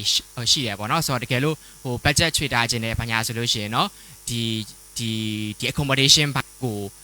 စဉ်းစားရတဲ့ data လို့ရတယ်ဟိုနောက်တစ်ခုကကြောင့်ကျွန်တော်တို့စားတဲ့ဟာမှာဆိုလို့ရှိရင်လည်းဟိုကိုယ့်ကိုအိမ်မှာချက်စားမယ်ဆိုလို့ရှိရင်တော့ပိုတန်တယ်ပေါ့နော်ဒါပေမဲ့အပြင်မှာစားလဲဟိုအရန်တော့မကွာဘူးပေါ့နော်ဟိုတနက်ကိုဒီတိုင်းပဲအဲ့လိုထိုင်းဆိုင်တာမန်လိုပဲစားရဆိုလို့ရှိရင်တော့ဘာမှမဖြစ်ဘူးဒါပေမဲ့ဘယ်လို hot pot တို့အဲ့လိုရှာဘူးတို့မူကထားတို့ဒီလိုမျိုးတွေအဲ့လိုဒီတိုင်းစားနေတော့ ဟိုပတ်စံ1000ခွဲလည်းမလောက်ဘူး2000လည်းမလောက်ဘူးဘာလို့ဆိုတော့ကျွန်တော်ဟိုမှာတစ်ခါစားလို့ရှိရင်ဟိုဘယ်လောက်လဲဟို visit ဆိုရင်တော့900 600အဲ့လိုမျိုးဆိုတော့ကျွန်တော်တို့ဒါကတကယ်လို့စားတာတောက်တာဗောနော်စားတာတောက်တာကိုယ့်ကိုချက်နိုင်လဲရရတကယ်လို့မဟုတ်ဘူးဆိုလို့ရှိရင်လည်းအဲ့လိုဟိုမူကထိုင်ဟော့ပေါ်မစားရင်တော့ပတ်စံအဲ့လောက်တော့မကုန်ဘူးဗောနော်ဆိုတော့ဒီဒါပေမဲ့ចောင်းသားကြီးတော်နည်းနည်းဟိုဟာဖြစ်တယ်ဗောနော်ဟိုကျွန်တော်တို့ဆိုလဲအဲ့လို budget ကိုနည်းနည်းလေးဟိုပိုပြောတယ်ဗောနော်ကျွန်တော်အဲ့လိုမျိုးစားချင်တာတွေပါဆိုလို့ရှိရင်ဒီအိမ်ကိုအဲ့လိုကျွန်တော်တို့ DJ အဲ့လိုမျိုးလေးတွေဗောပြီးတော့ခုနကပြောလို့ပဲကျမ်းမာကြီးအမခံတွေကကျွန်တော်တို့ဒီចောင်းနေရဝယ်ပေးတယ်ဒါပေမဲ့တခုရှိတာကျွန်တော်တို့ចောင်းတွေကဟာဒီမှာကျွန်တော်နည်းနည်းဘယ်လိုပြောမလဲပေးရတဲ့အမောင်းကဒီ cover ဖြစ်တဲ့ဟာကနည်းနည်းနဲတယ်ပေါ့နော်ဒီအမောင်းကဆိုတော့စေယုံတစ်ခါသွားလို့ရှိရင်ကျွန်တော်တို့ဒီတိုင်းချောင်းဆိုးနှာစီးတောင်မှာဟိုဘက်မှာဟိုအနည်းဆုံးစေယုံဟို visit ဆိုလို့ရှိရင်1500 2000ကနေစရပေါ့နော်ဒါတာမန်ကျွန်တော်တို့ဆရာဝန်တွေ့တယ်nurse ကြီးတွေပေးရတာ1200 1500ဆိုတော့ကျွန်တော်တို့ဆေးရည်သာပါလို့ရှိရင်ကျွန်တော် paracetamol တစ်ခုတောင်မှ2000လောက်ဖြစ်သွားအောင်ဗျာအဲ့လိုဈေးရဒီလိုဆိုတော့ကျွန်တော်တို့ဒီကျမ်းမာရေးတွေအဲ့လိုတစ်ခုခုဖြစ်တယ်ဆိုလို့ရှိရင်တော့အဲ့လိုဒီအပိုပတ်စံလေးအဲ့လိုမျိုးလေးထားထားရင်တော့ဒါပိုကောင်းတယ်ဗောဒါကတော့ finance ဘိုင်းနဲ့ပတ်သက်ပြီးတော့အကြံပေးချင်တာတစ်ခုပေါ့ဟုတ်ကဲ့ညီမလေး6စုမျှဝေပေးပါအောင်ရှင်budget ကတော့ခုနပြောသလိုမျိုးပဲဒီ1000ခွဲလောက်ကတော့ဒါဖြမ်းမြအဖြစ်ကလေးတွေကုန်ကြရဲပေါ့နော်ဒါပေမဲ့အများကြီး short လို့ရတဲ့အပိုင်းတွေရှိရဲဆိုလိုတာကတယောက်တည်းနေမယ်ဆိုလို့ရှိရင်တော့ living cost ကတော့ဒါပိုကုန်နေပေါ့နော်ဒါအိမ်ငန်းနေဆိုလို့ရှိရင်လေဒါမျိုးစားပေါ်မူတည်ပြီးတော့မှ4000ဘတ်4000တစ်လကိုဘတ်4000ကနေပြီးတော့မှ1000အထက်တွေပေါ့နော်အဲ့လိုမျိုးတွေရှိရပေါ့အဲ့ဒီမှာကိုကပတ်စံချွေးတာခြင်းနဲ့ဆိုလို့ရှိရင် roaming နဲ့ share ပြီးတော့နေမယ်ဆိုလို့ရှိရင်ကိုယ့်ရဲ့ living cost တဝက်တက်တာမယ်ပေါ့နော်ပြီးတော့စားတာတွေဘာတွေကြတော့လေဒီကျောင်းရဲ့ကန်တင်းတွေဘာတွေလဲရှိရဲအဲ့ဒါတွေကြတော့လေသူ့ရဲ့ price လေးတွေကတက်တာရယ်ပေါ့တက်တာရယ်ပြီးတော့တချို့တွေဆိုလို့ရှိရင်အိမ်မှာချက်စားတာမျိုးလေးရှိရယ်ပေါ့နော်ဆိုတော့အဓိကလေဒီအသုံးစရိတ်ဆိုတာလေလူပေါ်အများကြီးမူတည်မယ်လို့ထင်တယ်ရှင်ကိုဘာသုံးမလဲဆိုတဲ့ပုံမှာအများကြီးမူတည်ရယ်ပေါ့နော်ကိုချိုးချံချွေတာရင်ချွေတာတလောက်က1000ခွဲထက်လေရော့သွားတာမျိုးတွေရှိရယ်ပေါ့နော်ပြီးတော့နောက်တစ်ခုကကြတော့ဒီကျမ်းမာရေးနဲ့ပတ်သက်တာကြတော့လေညီမတို့ကျောင်းမှာကြတော့ UTCC မှာကြတော့ဒါကျောင်းရဲ့ဈေးခန်းရှိရယ်ပေါ့နော်ရာမာနိုင်ရဆရာဝန်ကြီးကိုယ်တိုင်လာပြီးတော့ကျောင်းမှာအဲ့လိုမျိုးနေ့တိုင်းလာထိုင်ပေးတာပေါ့နော်အလှည့်ကျဆိုတော့ရိုးရိုးတန်ဖျားနာတာလောက်ကြတော့ကျောင်းရဲ့ဈေးပေးခန်းကိုသွားပြီးတော့ free ပေါ့နော်ဒါကုသမှုကိုဒါယူလို့ရရယ်ပေါ့နော်ကြီးကြီးမားမားကြီးဖြစ်မှဒါသွားပြီးတော့မှဒါဆေးရုံတွေဘာတွေကိုသွားရတာမျိုးတွေရှိရယ်ပေါ့နော်ဆိုတော့ဟိုဘလောက်ကုန်ကြမယ်ဆိုတာမျိုးကဖြန်းပြအားဖြင့်တော့1000ခွဲအဲ့လောက်ဝန်းကျင်လောက်ကုန်နေဆိုပေမဲ့ကိုချုံရင်ချုံတဲ့လောက်ကိုချက်ရင်ချက်တဲ့လောက်ကိုတော့ကုန်ကြဈေးကတော့အဲ့လိုမျိုးသွားတာမျိုးလေးတော့ရှိရယ်ဟုတ်ကဲ့ပါကျေးဇူးတင်ပါတယ်ဒါတော့တယောက်ချင်းစီပေါ်မှာတော့သုံးစိတ်ကတော့မတူနိုင်ကြဘူးပေါ့နော်ဒါကိုရဲ့နေထိုင်သွားလာစားတော့ခုနလိုမျိုး hot pot တွေမူကထားတွေအများနဲ့စားနေတော့လည်းမလောက်နိုင်ပါဘူးပေါ့နော်အဲ့တော့ဒါကတော့ကိုယ့်အကိုကြောင်းတက်နေတဲ့အချိန်တွင်းမှာကိုယ့်ရဲ့ budget လေးကိုချိန်ဆခြင်းအပြင်ပြောရမယ်ဆိုကြောင်းပြီးသွားတဲ့အခါမှာလည်းကိုယ့်ရဲ့ဝင်ငွေကိုလည်းအများကြီး control လုပ်နိုင်မယ်လို့ထင်တယ်ပေါ့နော်အဲ့နောက်ဆုံးမေးခွန်းလေးမမေးခင်မှာအကယ်၍ပေါ့နော်အခုဒီထဲမှာနားထောင်နေကြတဲ့သူတွေမှာစီမင်းပေါ်မှာရှိနေတဲ့ panelist တွေကိုမေးချင်တဲ့မေးခွန်းလေးတွေများရှိမလားပေါ့နော်ရှိမယ်ဆိုရင်မေးခွန်းလေးအတွက်ကိုခဏဖွင့်ပေးချင်ပါတယ်အဲ့ဒါဆိုပြီးလို့ရှိရင်တော့အခုကျောင်းတက်ကြမဲ့ကျောင်းသားကျောင်းသူကလေးတွေအတွက်ပေါ့နော်အကြံပြုစကားလေးတွေနားဆင်ချင်ပါတယ်အကယ်၍မေးခွန်းလေးတွေများရှိမလားမသိရှိမယ်ဆိုရင်ကျမတို့အချိန်လေးခဏပေးချင်ပါတယ်ဟုတ်ကဲ့ဟိုဟာလေးဟယ်လိုဟိုဟာ UTCC ကပြီးရဲ့ညီမလေးကိုမေးချင်ပါတယ်ဟိုဟာဒီထိုင်းမှာအခုကျောင်းပြီးခဲ့တဲ့ကျောင်းသူတဦးအနေနဲ့ဒီအခုလက်ရှိထိုင်းကိုကျောင်းသွားတက်ဖို့ဆန္ဒရှိနေတဲ့ညီငယ်ညီမငယ်တွေအတွက်ပေါ့နော်ကျွန်တော်မေးခွန်းလေး၄ခုမေးချင်ပါတယ်နံပါတ်1ကတော့ဒီအခု Thai Education Fair မှာဒီ booth တွေအများကြီးရှိတယ်ကျောင်းတွေလည်းအများကြီးရှိတယ်အဲ့ဒီကျောင်းတွေထဲကနေမှ UTCC ကိုဘာကြောင့်မလို့ရွေးပြီးတော့တက်ဖြစ်ခဲ့တာလဲအဲ့ဒါကျွန်တော်ရဲ့နံပါတ်1မေးခွန်းပါနံပါတ်2မေးခွန်းကကြတော့ဒီလို UTCC မှာမဟုတ်ဘူးပေါ့နော်တခြားကျောင်းတွေမှာရှိတဲ့ major တွေထဲကနေပြီးတော့မှ BBM ဆိုတဲ့ major ကို subject ကိုဘာကြောင့်မလို့ရွေးခဲ့တာလဲပေါ့နော်အဲ့တော့ထိုင်းမှာကျောင်းတက်ချင်တဲ့ကျောင်းသားတွေအတွက်ကနံပါတ်1က ထိုင်းကျောင်း University တွေကိုဘယ်လို criteria မျိုးတွေကိုကြည့်ပြီးရွေးရမလဲရွေးပြီးသွားလို့ရှိရင်ရော subject ကိုဘယ်လို criteria တွေမျိုးတွေနဲ့ကြည့်ပြီးတော့ရွေးချယ်တင်တယ်လဲပေါ့နော်အဲ့ဒါကျွန်တော်ရဲ့ဒုတိယမေးခွန်းပါနံပါတ်3မေးခွန်းကတော့ထိုင်းမှာကျောင်းတက်နေတဲ့အချိန်တောအတွင်းမှာဒီကျောင်းတက်မဲ့ဒီဟာကလေးတွေအတွက်ဟိုမှာကျောင်းပြီးတဲ့အချိန်ဒီပျော်ပျော်ရွှင်ရွှင်နဲ့စာလိုက်နိုင်မှုအတွက်ကိုဒီကနေပြီးတော့ကျောင်းမတက်ခင်တည်းကအချိန်ဘယ်လောက်လောက်ယူပြီးတော့အနည်းဆုံးဘယ် skills တွေကို upgrade လုပ်သွားမလဲပေါ့နော် fill up လုပ်သွားမလဲအဲ့ဒီ3ခုပါပေါ့နော်ပြီးတော့ကျွန်တော်ကြားမှုတာတစ်ခုကထိုင်းကျောင်းတက်မယ်ဆိုလို့ရှိရင် faculty ကိုကြည့်ပြီးတော့ရွေးရတယ်အဲ့တော့ faculty ဆိုတာဘာလဲဘယ်လိုဟာမျိုးကိုကြည့်ပြီးတော့ဘယ် faculty ကိုဘယ်လိုရွေးချယ်တင်လဲပေါ့နော်အခုဒီနှစ်ကျောင်းထိုင်းမှာကျောင်းသွားတက်မဲ့ညီငယ်ညီမငယ်တွေအတွက်အဲ့ဒီမေးခွန်း3ခုကိုကျေးဇူးပြုပြီးတော့ဖြည့်ပေးစေချင်ပါတယ်ကျေးဇူးပါပထမဆုံးမေးခွန်းကတော့ကျောင်းကြီးအများကြီးတွေကဘာလို့ UTCC ကိုရွေးရလဲလို့မေးလိုက်တဲ့မေးခွန်းလေးဖြစ်မယ်ထင်တယ်နော်ဟုတ်ဘာကြောင့်ရွေးတာလဲဆိုရင်မေးခွန်းဟုတ်ကဲ့ပထမတစ်ချက်ကကြတော့ညီမခုနပြောသွားတယ်လို့မျိုးပဲပေါ့ညီမရဲ့အိမ်မက်ဒီမိသားစုထဲမှာကိုယ်ပိုင်စီးပွားရေးကိုစလုပ်တဲ့သူရှိကျင်တာပေါ့နော်ညီမဖြစ်ကျင်တာပေါ့ဘာလို့လဲဆိုတော့အိမ်မှာလေကိုယ်ပိုင်စီးပွားရေးညီမမတိုင်ခင်ကအဲ့လိုကိုယ်ပိုင်စီးပွားရေးလုပ်တဲ့သူမရှိဘူးပေါ့ဆိုတော့တနည်းအားဖြင့်ပြောရမယ်ဆိုလို့ရှိရင်ဒီ business ဘိုင်းကဒါညီမအနေနဲ့ပထမဆုံးအနေနဲ့ဒီ business ဘိုင်းကိုစိတ်ဝင်စားရပေါ့နော်ဒုတိယတစ်ချက်ကပွင့်ပွင့်လင်းလင်းပြောရမယ်ဆိုလို့ရှိရင်ဒီအဲ့ညီမ10တန်းအောင်ပြီးတော့ပေါ့နော်ညီမရဲ့ဒီအမတယောက်ပေါ့နော်အမဆိုတာဒီတငယ်ချင်းပေါ့မိတ်ဆွေတွေကအမတယောက်က UTCC မှာသူကကျောင်းတက်တယ်ကျောင်းတက်ပြီးတော့မှသူကျောင်းမှာသူအနေနဲ့သူ့ရဲ့ဒီကျောင်းရဲ့ပေါ့နော်ဒီဘာတွေတင်ရတယ်ဘာတွေလုပ်ရတယ်ပေါ့ဘယ်လို lifestyle တွေရှိရဲဆိုတာမျိုး तू က sharing လုပ်ပေးရပေါ့နော်ပြီးတော့ scholarship တွေလည်းရှောက်လို့ရတယ်ဆိုတာမျိုး तू ကဒါညီမကို sharing လုပ်ပေးလာရပေါ့နော်ဆိုတဲ့အခါကျတော့အဲ့ချိန်မှာ UTCC ကလည်းပြောရမယ်ဆိုလို့ရှိရင်ဒါစီးပွားရေးတစ်ခုတည်းကိုပဲ तू ကဦးတည်ပြီးတော့မှဒါတင်ကြားတဲ့တက္ကသိုလ်တစ်ခုဖြစ်တဲ့အတွက်ပေါ့နော်ညီမရဲ့ဘဝသနာညီမတင်ကျင်တဲ့major လည်းဖြစ်တယ်ဆိုတော့UTCC ကိုရွေးချယ်ရတဲ့အကြောင်းရင်းကတော့အဲ့ဒါကြောင့်ပါပဲရှင့်ဟုတ်အဓိကတော့ဗာလဲဆိုလို့ရှိရင်ဒီ business ကိုပဲညီမမှာကအမှန်တိုင်းပြောလို့ရှိရင် major အတွက်ကိုပေါ့နော် second option third option ရေလို့ထားတာမျိုးမရှိတော့ဘူးပေါ့နော်မရှိဘဲနဲ့ဒီကျောင်းပြီးွားပြီဆိုလို့ရှိရင်ဒီ business major ကိုတင်ကျင်တဲ့အတွက်အိမ်မှာအဓိကတော့ညီမတို့တုန်းကကြောက်ရလေ social media တွေအဲ့လောက်ထိခက်မစားဘူးပေါ့နော်အဓိကဒီကိုယ့်ရဲ့အနီးနားပတ်ဝန်းကျင်မှာရှိနေတဲ့သူတွေပေါ့သူတို့တွေစီကနေပြီးတော့မှနားထောင်နေပြီးတော့နောက်တစ်ချက်ကကြတော့ဗာလေဆိုတော့ကိုက scholarship ရတယ်ဆိုပေမဲ့ပေါ့နော်နေစိတ်စားစိတ်ကကြတော့အိမ်ကပဲထောက်ရသေးရလေနော်ဆိုတော့တခြားနိုင်ငံတွေကြတော့ပြောမယ်ဆိုလို့ရှိရင်အဲ့ချိန်ကလေးကဒါသူ့အနေထားနဲ့သူကဒါ currency rate ကဒါများပြီးသားပဲပေါ့နော်ထိုင်းကကြတော့ညီမတို့အနေနဲ့ညီမတို့သွားတော့ဆိုလို့ရှိရင်29ပဲရှိသေးတယ်တပတ်ကို29ကျပ်ပေါ့နော်အဲ့လောက်ပဲရှိသေးတဲ့အနေထားဆိုတော့ okay ဒါဆိုရင်အိမ်ကလည်းနေစိတ်စားစိတ်ကိုထောက်ပံ့ရတဲ့ကလည်းဒါသူတို့အနေနဲ့ဒါ okay အဆင်ပြေလောက်တယ်ဆိုတော့အဲ့ဒီအချက်တွေနဲ့ဒါပထမဆုံးအနေနဲ့ထိုင်းနိုင်ငံကိုရွေးလိုက်တယ်ပြီးတော့ကျောင်းဝကြတော့ဒါခုနပြောသလိုပဲဒါကိုယ့်ရဲ့ဒီမိတ်ဆွေတွေကအမပေါ့နော်သူတက်နေတာသူ့ရဲ့ experience တွေသူ sharing လုပ်ပေးတာဖြစ်တဲ့အတွက်ကိုလည်းသဘောကျတာဖြစ်တဲ့အတွက်ပေါ့နော်သူလည်းရှိနေတာဆိုတော့အဲ့ဒါကြောင့်မို့လို့လဲဒါ UTCC ကိုအဓိကရွေးချယ်ပြတာပါရှင်ဟုတ်ဟုတ်ဒုတိယမေးခွန်းလေးကsubject ကိုရွေးတဲ့ဟာကြတော့လေခုနညီမပြောတဲ့အထဲမှာတော့ပါသွားပြီးထင်တယ်เนาะအဓိကညီမသင်ကျင်တာကညီမလေ့လာကျင်တာဒီ business major ဖြစ်တယ် business major ဖြစ်တဲ့အတွက်အဲ့ဒီဟာကိုညီမက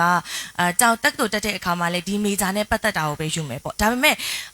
ရွေးချယ်လို့ရရလေเนาะ accountancy လည်းရှိရယ်ပြီးရင်ဒီ international business management ပေါ့အဲ့ဒီနှစ်ခုရဲမှာညီမကျတော့ကိန်းဂဏန်းတွေအများကြီးနဲ့တွက်ချက်နေရမျိုးတော့အများကြီးမကြိုက်ဘူးပေါ့နော်ဆိုတဲ့အခါကျတော့ business management ဘိုင်းကြတော့လေ तू ကနေပယ်ပေါင်းစုံကိုတင်ရတယ်ဆိုလိုတာဒီ HR နဲ့ပတ်သက်ပြီးလဲတင်ရတယ် marketing လဲတင်ရတယ် accounting finance ပေါ့နော်ပြီးရင်ဒီ sales ပေါ့နော်ဒါတွေလဲတင်ရတယ် business law တွေလဲ trade policy ပေါ့ပြီးတော့ taxation ပေါ့နော်အကုန်လုံးတင်ရတာဖြစ်တဲ့အတွက်ကိုယ့်အနေနဲ့ဒါနှစ်ဆက်လဲသိနိုင်မယ်ပေါ့ဒီ IBM ကိုဒါယူလိုက်မယ်ဆိုလို့ရှိရင်ဒီ business နဲ့ပတ်သက်တဲ့ဒီအပိုင်းတွေကိုနှစ်ဆက်သိနိုင်မယ်လို့ယူဆတဲ့အတွက်ယုံကြည်တဲ့အတွက်ပေါ့နော်ဒီ major ကိုဒါရွေးဖြစ်ခဲ့တာပါရှင့်ဟုတ်ဒါပေမဲ့3မိကုန်းလေးတစ်ချက်လောက်ပြန်ပြီးတော့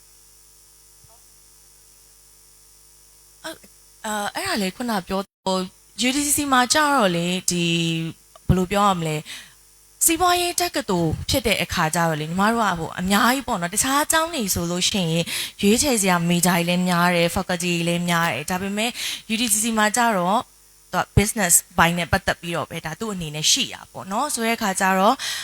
ညီမအနေနဲ့ကကျတော့အများကြီးထပ်ပြီးတော့မှစဉ်းစားကြရမလို့ဘူးပေါ့ဒီအကြောင်းကိုရွေးချယ်တဲ့အခါမှာလေဆိုတော့ဟုတ်ကျေးဇူးတင်ပါတယ်နောက်ထပ်မိကုံများရှိအောင်မလားရှင်မိကုံရှိအောင်မလားမရှိတော့ဘူးထင်ပါတယ်နော်ဟုတ်ကဲ့အဲ့တော့ဒီမှာမေးသွားတဲ့မိကုံတွေထဲမှာဆိုလဲတော်တော်များများကပြည့်စုံနေပြီပေါ့နော်ပြည့်စုံနေပြီသုံးစလုံးရဲ့မိကုံတွေကိုအဖြေတွေကိုနားထောင်ကြည့်တဲ့အခါမှာလဲဒီထိုင်းမှာကြောင်းတက်ခဲ့ရတဲ့အတွေ့အကြုံတွေဒီအကြောင်းအရာတွေအကုန်လုံးကပေါ့နော်မှန်ကန်တဲ့ဆုံးဖြတ်ချက်တွေဖြစ်မယ်လို့မျှော်လင့်ပါတယ်မှန်ကန်တဲ့ဆုံးဖြတ်ချက်တွေဖြစ်ခဲ့မယ်လို့ထင်ပါတယ်ဟုတ်တယ်မလားနော်ဟုတ်ပါတယ်ဟုတ်ပါတယ်နော်ဆိုတော့အခုကြည့်ရှုနေမဲ့ចောင်းသားចောင်းသူလေးတွေကိုပေါ့နော်အားလုံးအနေနဲ့အတူတူပေါ့ပြောရရင်ဘာအပိတ်စကားလေးပြောခြင်းလဲသူတို့အတွက်ကိုဘလို့အကြံဉာဏ်လေးပေးခြင်းလဲចောင်းသွားတက်ဖို့ဘလို့မျိုးလေးတွေပြင်ဆင်ရမလဲအဓိကအကြံပေးစီခြင်းတာပေါ့နော်သူတို့ဘာအဓိကတွေပြင်ဆင်ပြီးတော့ဘလို့ចောင်းတက်ဖို့စိတ်ပိုင်းဆိုင်ရာပဲဖြစ်ဖြစ်ကိုယ့်ရဲ့ဒီအရေးအသွေးတွေဖြည့်တဲ့နေရာမှာပဲဖြစ်ဖြစ်ဘာလေးတွေလိုအပ်မလဲဆိုတာလေးကိုအကြံပေးစီခြင်းပါတယ်ဟုတ်ပထမဦးဆုံးအနေနဲ့တော့လေအခုနောက်ပိုင်းမှာတွေ့ရတဲ့ဟာလေးပေါ့နော်ဘာကိုတွေ့ရလဲဆိုတော့ကလေးတွေကတက္ကသိုလ်တက်တော့မဲ့အခါမျိုးမှာပေါ့နော်ညီမဆိုလို့ရှိရင်အမြဲတမ်းမေးတယ်ကိုနဲ့ကိုလာမေးတဲ့ကလေးတွေရှိလို့ရှိရင်ပေါ့နော်ဘာမေဂျာတက်ချင်လဲပေါ့ဘယ်ကျောင်းသွားချင်လဲလို့သူတို့မေးတယ်မေးလို့သူတို့ကကျောင်းမရွေးရသေးဘူးပြောရင် okay ဘာမေဂျာတက်ချင်လဲလို့မေးတဲ့အခါမှာအဲ့ဒီမှာနည်းနည်းလေးစကားပြောစရာလေးတွေစရတယ်ပေါ့တငယ်ချင်းတက်တဲ့မေဂျာလိုက်တက်မယ်အိမ်ကရွေးပြီးရဲ့မေဂျာတက်မယ်ပေါ့နော်အဲ့လိုမျိုးတွေပြောတာမျိုးတွေရှိရပေါ့နော်ညီမလုံးဝအဲ့ဒါမျိုးအားမပေးဘူးပေါ့နော်ဘာဖြစ်လို့လဲဆိုတော့တက္ကသိုလ်တက်တယ်ဆိုတာလေအထက်တန်းနဲ့မတူတော့ဘူးပေါ့နော်အဓိကကိုတက်တဲ့ဒီတက္ကသိုလ်မှာသင်ခဲ့ရတဲ့ဒီပညာရက်နေပေါ့နော်ဒီကိုယ့်ရဲ့ပြောရမယ်ဆိုလို့ရှိရင်ဒီဘဝမှာဆက်ပြီးတော့မှဒီပညာတွေကိုကိုကအသုံးချသွားမှာဖြစ်တဲ့အတွက်ကိုယ်တိုင် commitment ရှိမဲ့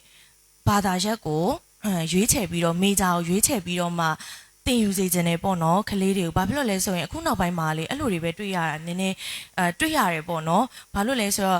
့တငယ်ချင်းကဒီမေဂျာတက်လို့လိုက်တက်တာမိဘကဒီမေဂျာရွေးပေးလို့ဆိုတာမျိုးထက်ပေါ့နော်ကိုလေးနဲ့လုံးဝလေဒီဘာသာရက်ကို commitment ရှိမှအဆင်ပြေမှာမဟုတ်လို့ရှိရင်ကိုလည်းမကြိုက်ဘူးကိုဝါသနာလည်းမပါဘူးကိုနဲ့လည်းအဆင်မပြေတဲ့ဒီမေဂျာကြီးကိုတခြားတစ်ယောက်ရဲ့ဘယ်လိုပြောရမလဲဒီဟို idea နဲ့ပေါ့နော်တခြားတစ်ယောက်ကြောင့်ရွေးလိုက်ရတာမျိုးဆိုတာကြီးကိုဒါမဖြစ်စေချင်ဘူးပေါ့နော်အဲ့ဒီအတွက်ကိုရှောက်မဲ့လမ်းကြောင်းကိုကိုယ်တိုင်လုံးဝ clear ဖြစ်ပြီးတော့ပေါ့နော်ဒီရှင်းရှင်းလင်းလင်းပြတ်ပြတ်သားသားနဲ့ရွေးချယ်ပါလို့ပထမဦးဆုံးအနေနဲ့အကြံပေးခြင်းနဲ့ပေါ့နော်ဒုတိယတစ်ခုကတော့ဒါကတော့ကလေးတွေအတွက်ကောဖေဖေမေမေတွေအတွက်ကောပေါ့နော် budget ပေါ့နော် budget ကိုတကယ်လို့ကိုက scholarship လည်းရှောက်မှာမဟုတ်ဘူးပေါ့နော်အိမ်ကနေပြီးတော့မှ support လုပ်ထားတဲ့ဟာနဲ့ပဲကျောင်းတက်မယ်ပေါ့နော် supporting ပေးတာနဲ့ပဲကျောင်းတက်မယ်ဆိုလို့ရှိရင် budget ကိုဘယ်တော့မှတစ်နှစ်စာတည်းမတွက်ပါနဲ့၄နှစ်စာကျောင်းပြီးတဲ့အထိကိုတွက်ထားတာပို့ပြီးတော့မှအဆင်ပြေရပေါ့နော်တချို့ရှိရအဲ့လိုပေါ့ဒီ US UK အဲ့လိုမျိုးတွေမပိတ်ခင်တော့ဆိုလို့ရှိရင်ကွာUS ပို့မယ်တီချယ်ရေးဒါပေမဲ့အမမှာကလေးကိုတစ်နှစ်စာပဲဒီထောက်ပံ့ဖို့ပေါ့နော်ဒါပြင်ဆင်ထားတယ်ဆိုရင်အဲ့လိုမျိုးဆိုရင်အားမပေးတော့ဘူးဘာလို့လဲဆိုလို့ရှိရင်အကယ်၍ပေါ့နော်အကယ်၍ဆိုတဲ့အခြေအနေတွေမှာကလေးရောကိုရောစိတ်ထိခိုက်ရမယ့်အဖြစ်မျိုးတွေမဖြစ်လာစေဖို့အတွက်ကိုဒါသူတို့ budget နဲ့ကိုက်ညီမဲ့ဟာတွေကိုအကောင်းဆုံးဆွေးနွေးပေးပြီးတော့မှဒီ option တွေပေါ့ဒါတခုတည်းမဟုတ်ဘဲနဲ့တခြားဘယ်လို option မျိုးတွေနဲ့ဒါသွားချင်သေးလဲဆိုတာမျိုးတွေကိုတိုင်ပင်ပေးရပေါ့နော်အဲ့တော့ budget ကိုက plan လုပ်တဲ့အခါမှာလဲရေရှည် plan မှာဖြစ်တဲ့အတွက်အရင်ရေးကြည့်ရပေါ့နော်ဒါကိုလည်းအိမ်နဲ့တည်တည်ချာတိုင်ပင်စေခြင်းနဲ့ပေါ့နော်အဲ့ဒါလေးရှိမယ်ပြီးရင်နောက်တစ်ခုကကြတော့ကိုယ့်အနေနဲ့ပေါ့ဒီကဘွဲရပြီးတဲ့အခါမှာလုပ်ငန်းခွင်ဝင်တော့မဲ့အခါမှာလဲပေါ့နော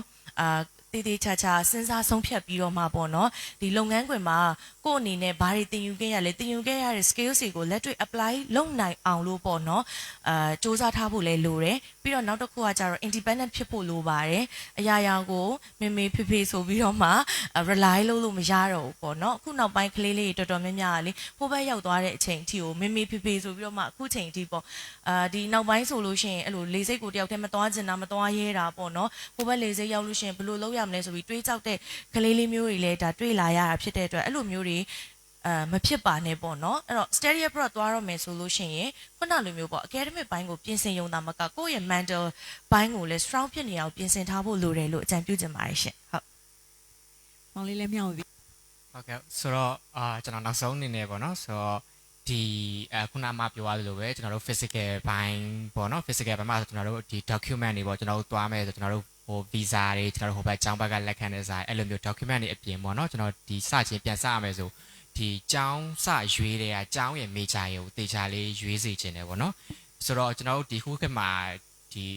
internet တွေ wifi တွေဆိုတာတအားကျယ်ပြန့်နေတာဆိုတော့ကျွန်တော်တို့လိုချင်တဲ့ information အကုန်လုံးကျွန်တော်တို့သိချင်တာအကုန်လုံးလုံးဝအခက်အခဲတားဆီးမရှိကျွန်တော်တို့ရှာဖွေလို့ရနေတဲ့ခေတ်ကြီးပါဆိုတော့ကျွန်တော်တို့ဒီ Google မှာကိုကျောင်းထိုင်းမှာရှိတဲ့ကျောင်းအကုန်လုံးကိုကျွန်တော်တို့ရှာလို့ရတယ်ထိုင်းမှာရှိတဲ့ကျောင်းအကုန်လုံးရဲ့ major တွေအကုန်လုံးလည်းကျွန်တော်တို့သေးစိတ်ကျွန်တော်တို့လေ့လာလို့ရတယ်ဆိုတော့ကကျောင်းကိုလည်းတသေးချာလေးရွေးချယ်ပါတသေးချာလေးဒီကိုသွားတက်မဲ့လင်းနစ်စာအပြေအောင်မှာလင်းနစ်ပြီးသွားလို့ရှိရင်ကိုပါရလာအောင်မလဲကျောင်းကဘာတွေပေးနိုင်သေးလဲဆိုတာတွေကိုပါအဲ့လိုမျိုးထပ်ပြီးတော့လေ့လာစေချင်တယ်ပေါ့နော်ဒီ Google တွေကနေပြီးတော့ major ရွေးတဲ့ဟာပေါ့ major ရွေးကခုနမှပြောတာတအားကောင်းတယ်ပေါ့နော်ဆိုတော့ဟိုကျွန်တော်ထပ်ဖြည့်ပြီးတော့ပြီးတော့မှ okay ဒါပါတယ်ဒါတွေကဘာလဲမသိလို့ရှိရင် Google မှာပြန်ရှာတယ် okay သိသွားပြီဆိုလို့ရှိရင်ပါနောက်ဆုံးကြတော့မှလူမျိုးဟိုတသေးချာရွေးချယ်ခဲ့တာဖြစ်တဲ့ကြောင့်မို့လို့ကိုယ့်အတွက်မှန်ကန်တဲ့ရွေးချယ်မှုတစ်ခုကိုဒါအဆုံးမှာရနိုင်တယ်ပေါ့နော်ဘယ်လိုပဲဖြစ်လင်းနစ်ဆိုတဲ့အခါမှာလင်းနစ်မှမဟုတ်ဘူးဂျားထဲမှာ2နှစ်နဲ့တောင်မှငွေအားလူဟာ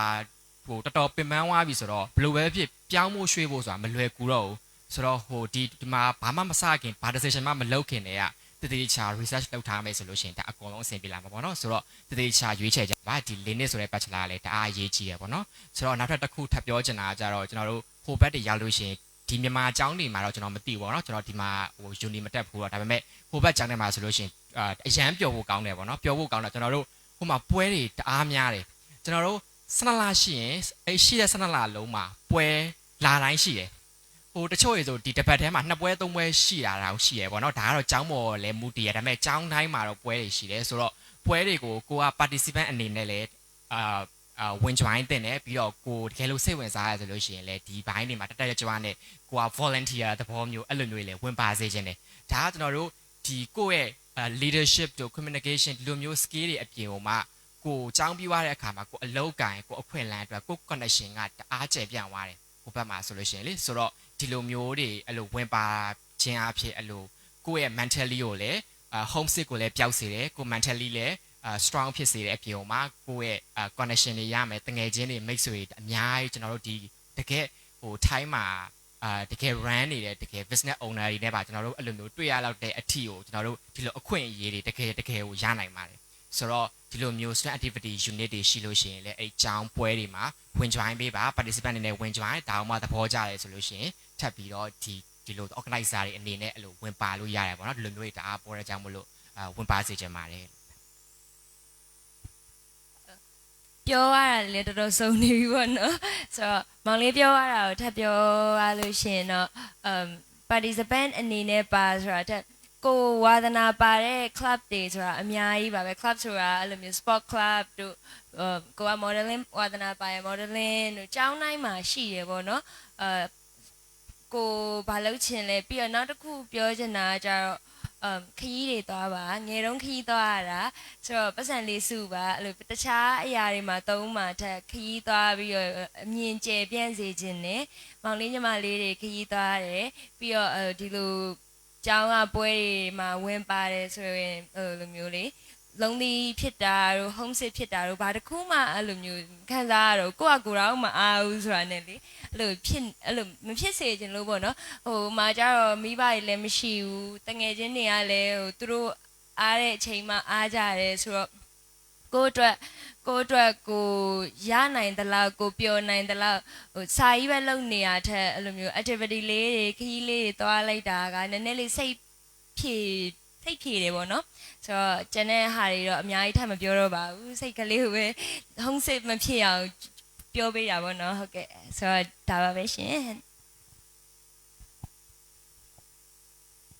်ကျေးဇူးတင်ပါတယ်ညီမလေးနှစ်ဦးရောမောင်လေးရောတကယ်ကျေးဇူးတင်ပါတယ်ဘာလို့လဲဆိုတော့ဒီ panel discussion အချိန်အပြင်တနာရီကျော်ပတ်ချလေးပေါ့နော်ဒီအချိန်လေးအတွင်းမှာသူတို့သုံးစလုံးရဲ့ experience တွေကိုအများကြီး sharing လုပ်ပေးသွားတာဖြစ်ပါတယ်အထူးသဖြင့်ထိုင်းနိုင်ငံမှာကျောင်းသားတက်တော့မဲ့ကလေးတွေအတွက်ဆိုလို့ရှိရင်အများကြီးexperience တွေအများကြီးရရှိမယ်လို့ထင်တယ်ဘာလို့လဲဆိုတော့ဒါကျောင်းတက်ပြီးသားသူတွေလည်းဖြစ်တဲ့ graduate လုပ်ပြီးသားသူတွေလည်းဖြစ်တဲ့အခါကျတော့သူတို့ရဲ့ experience တွေဒီကိုသွားတဲ့အခါမှာဒီလိုအခက်အခဲတွေကိုဘယ်လိုကြော်ဖြတ်မလဲ financial ဘိုင်းလည်းအများ ကြီးပြောပြပေးသွားတယ်ပြီးတဲ့အခါကျရင် scholarship ကိုလည်းဘယ်လိုမျိုးအစင်းစင်းရအောင်ယူရမယ်ဘယ်လိုရှင်ကိုယ့်ရဲ့အရေးသွေးတွေကိုဘယ်လိုဖြည့်ပြီးတော့ကိုယ့်ရဲ့ true self ကိုဘယ်လိုပြသင့်လဲဆိုတဲ့အကြောင်းလေးကိုလည်းပြောပြသားပေးရဖြစ်တဲ့အတွက်ကြောင့် scholarship ယူမဲ့ကလေးတွေအတွက်ဆိုလည်းဘာပဲဖြစ်ဖြစ် idea တစ်ခုရသွားမယ်လို့ထင်ပါတယ်အဲ့တော့ဒီမှာဆိုရင်တော့သုံးဦးစလုံးပြောသွားတဲ့အရာဆိုရင်တော့အဓိကကတော့ကိုယ့်ရဲ့စိတ်အားထက်သန်ရာကိုပျော်ရွှင်ရာ subject ကိုရွေးချယ်ဖို့အဓိကအရန်ရည်ကြီးရယ်နော်ဘာလို့လဲဆိုတော့နှစ်ကာလပိုင်းခြားနဲ့အတူတူသွားမှာဖြစ်တဲ့အတွက်ကြောင့်အခြားသူကိုဦးစားပေးပြီးကိုကသူနဲ့လိုက်ပြီးတော့ဒီအနှစ်ပိုင်းခြားလုံးကြီးလိုက်သွားမယ်ဆိုလို့ရှိရင်ကိုအတွက်လည်းအကျိုးမရှိတာရောက်တယ်ကိုမိဘတွေအတွက်လည်းပြောရမယ်ဆို financial ပိုင်းလည်းထိရလို့ဒါပြောလို့ရတာပေါ့နော်ဆိုတော့ဒီလိုမျိုးအကြောင်းတွေမှာဆိုလို့ရှိရင်သိရသလောက်စာတွေ့ရောလက်တွေ့ရောပေါင်းပြီးတော့သင်ပေးတယ်ပြီးလို့ရှိရင်လုပ်ငန်းခွင်အတွက်ကိုလည်းအများကြီးအကျိုးပြုစေတယ်ကျောင်းပြီးသွားတဲ့အခါမှာလုပ်ငန်းခွင်တန်းဝင်တဲ့အခါမှာလည်း ready ဖြစ်နေစေတာဖြစ်တဲ့အတွက်ကြောင့်ဒါမိဘတွေအတွက်ဆိုလို့ရှိရင်လည်းမိဘတွေကသားသမီးတွေကိုပညာရေးအတွက်ရင်းနှီးမြှုပ်နှံတဲ့အခါမှာလည်းဒါစဉ်းစားရမယ့်အချက်လို့လည်းထင်ပါတယ်အဲ့တော့ထိုင်းနိုင်ငံမှာကျောင်းတက်ဖို့စဉ်းစားနေကြတဲ့ကျောင်းသားကျောင်းသူလေးပဲဖြစ်ဖြစ်ကျောင်းထားဖို့စဉ်းစားနေတဲ့မေမေဖေဖေတွေပဲဖြစ်ဖြစ်ဒီ panel discussion လေးကအားလုံးအတွက်ကိုအကျိုးရှိမယ်လို့မျှော်လင့်ပါတယ်ရှင်ဒီတော့စင်မြင့်ထက်မှာကျမတို့အတွက်အကောင်းဆုံးမျှဝေပေးသွားတဲ့ panelist 3ဦးကိုလက်ခုပ်တန်လေးနဲ့ချီးမြှင့်ပေးစေချင်ပါတယ်ရှင်အားလုံးလည်းကျေးဇူးအများကြီးတင်ပါတယ်အဲ့တော့ညီမလေး2ဦးရောမောင်လေးရောကိုယ့်ရဲ့ဆက်ပြီးတော့ရှောက်မဲ့ပညာရေးခရီးလမ်းမှာအများကြီးအောင်မြင်ထွန်းပေါက်ပါစေအနာဂတ်မှာလည်းတောက်ပပါစေကိုဆက်တက်မဲ့ bachelor ရေး master ရေးဆက်ရှိတဲ့ပြင်ပေါ့နော်ဒါတွေအားလုံးမှာလည်းအကောင်းဆုံးကျိုးပန်းဆောင်ရနိုင်ပါစေလို့ပြောချင်ပါတယ်ရှင်ကျေးဇူးအများကြီးတင်ပါတယ်ကျမတို့ဒီကနေ့ရဲ့ panel discussion လေးကိုတော့ဒီမှာပဲအဆုံးသတ်လိုက်ပါမယ်ရှင်အားလုံးကျေးဇူးအများကြီးတင်ပါတယ်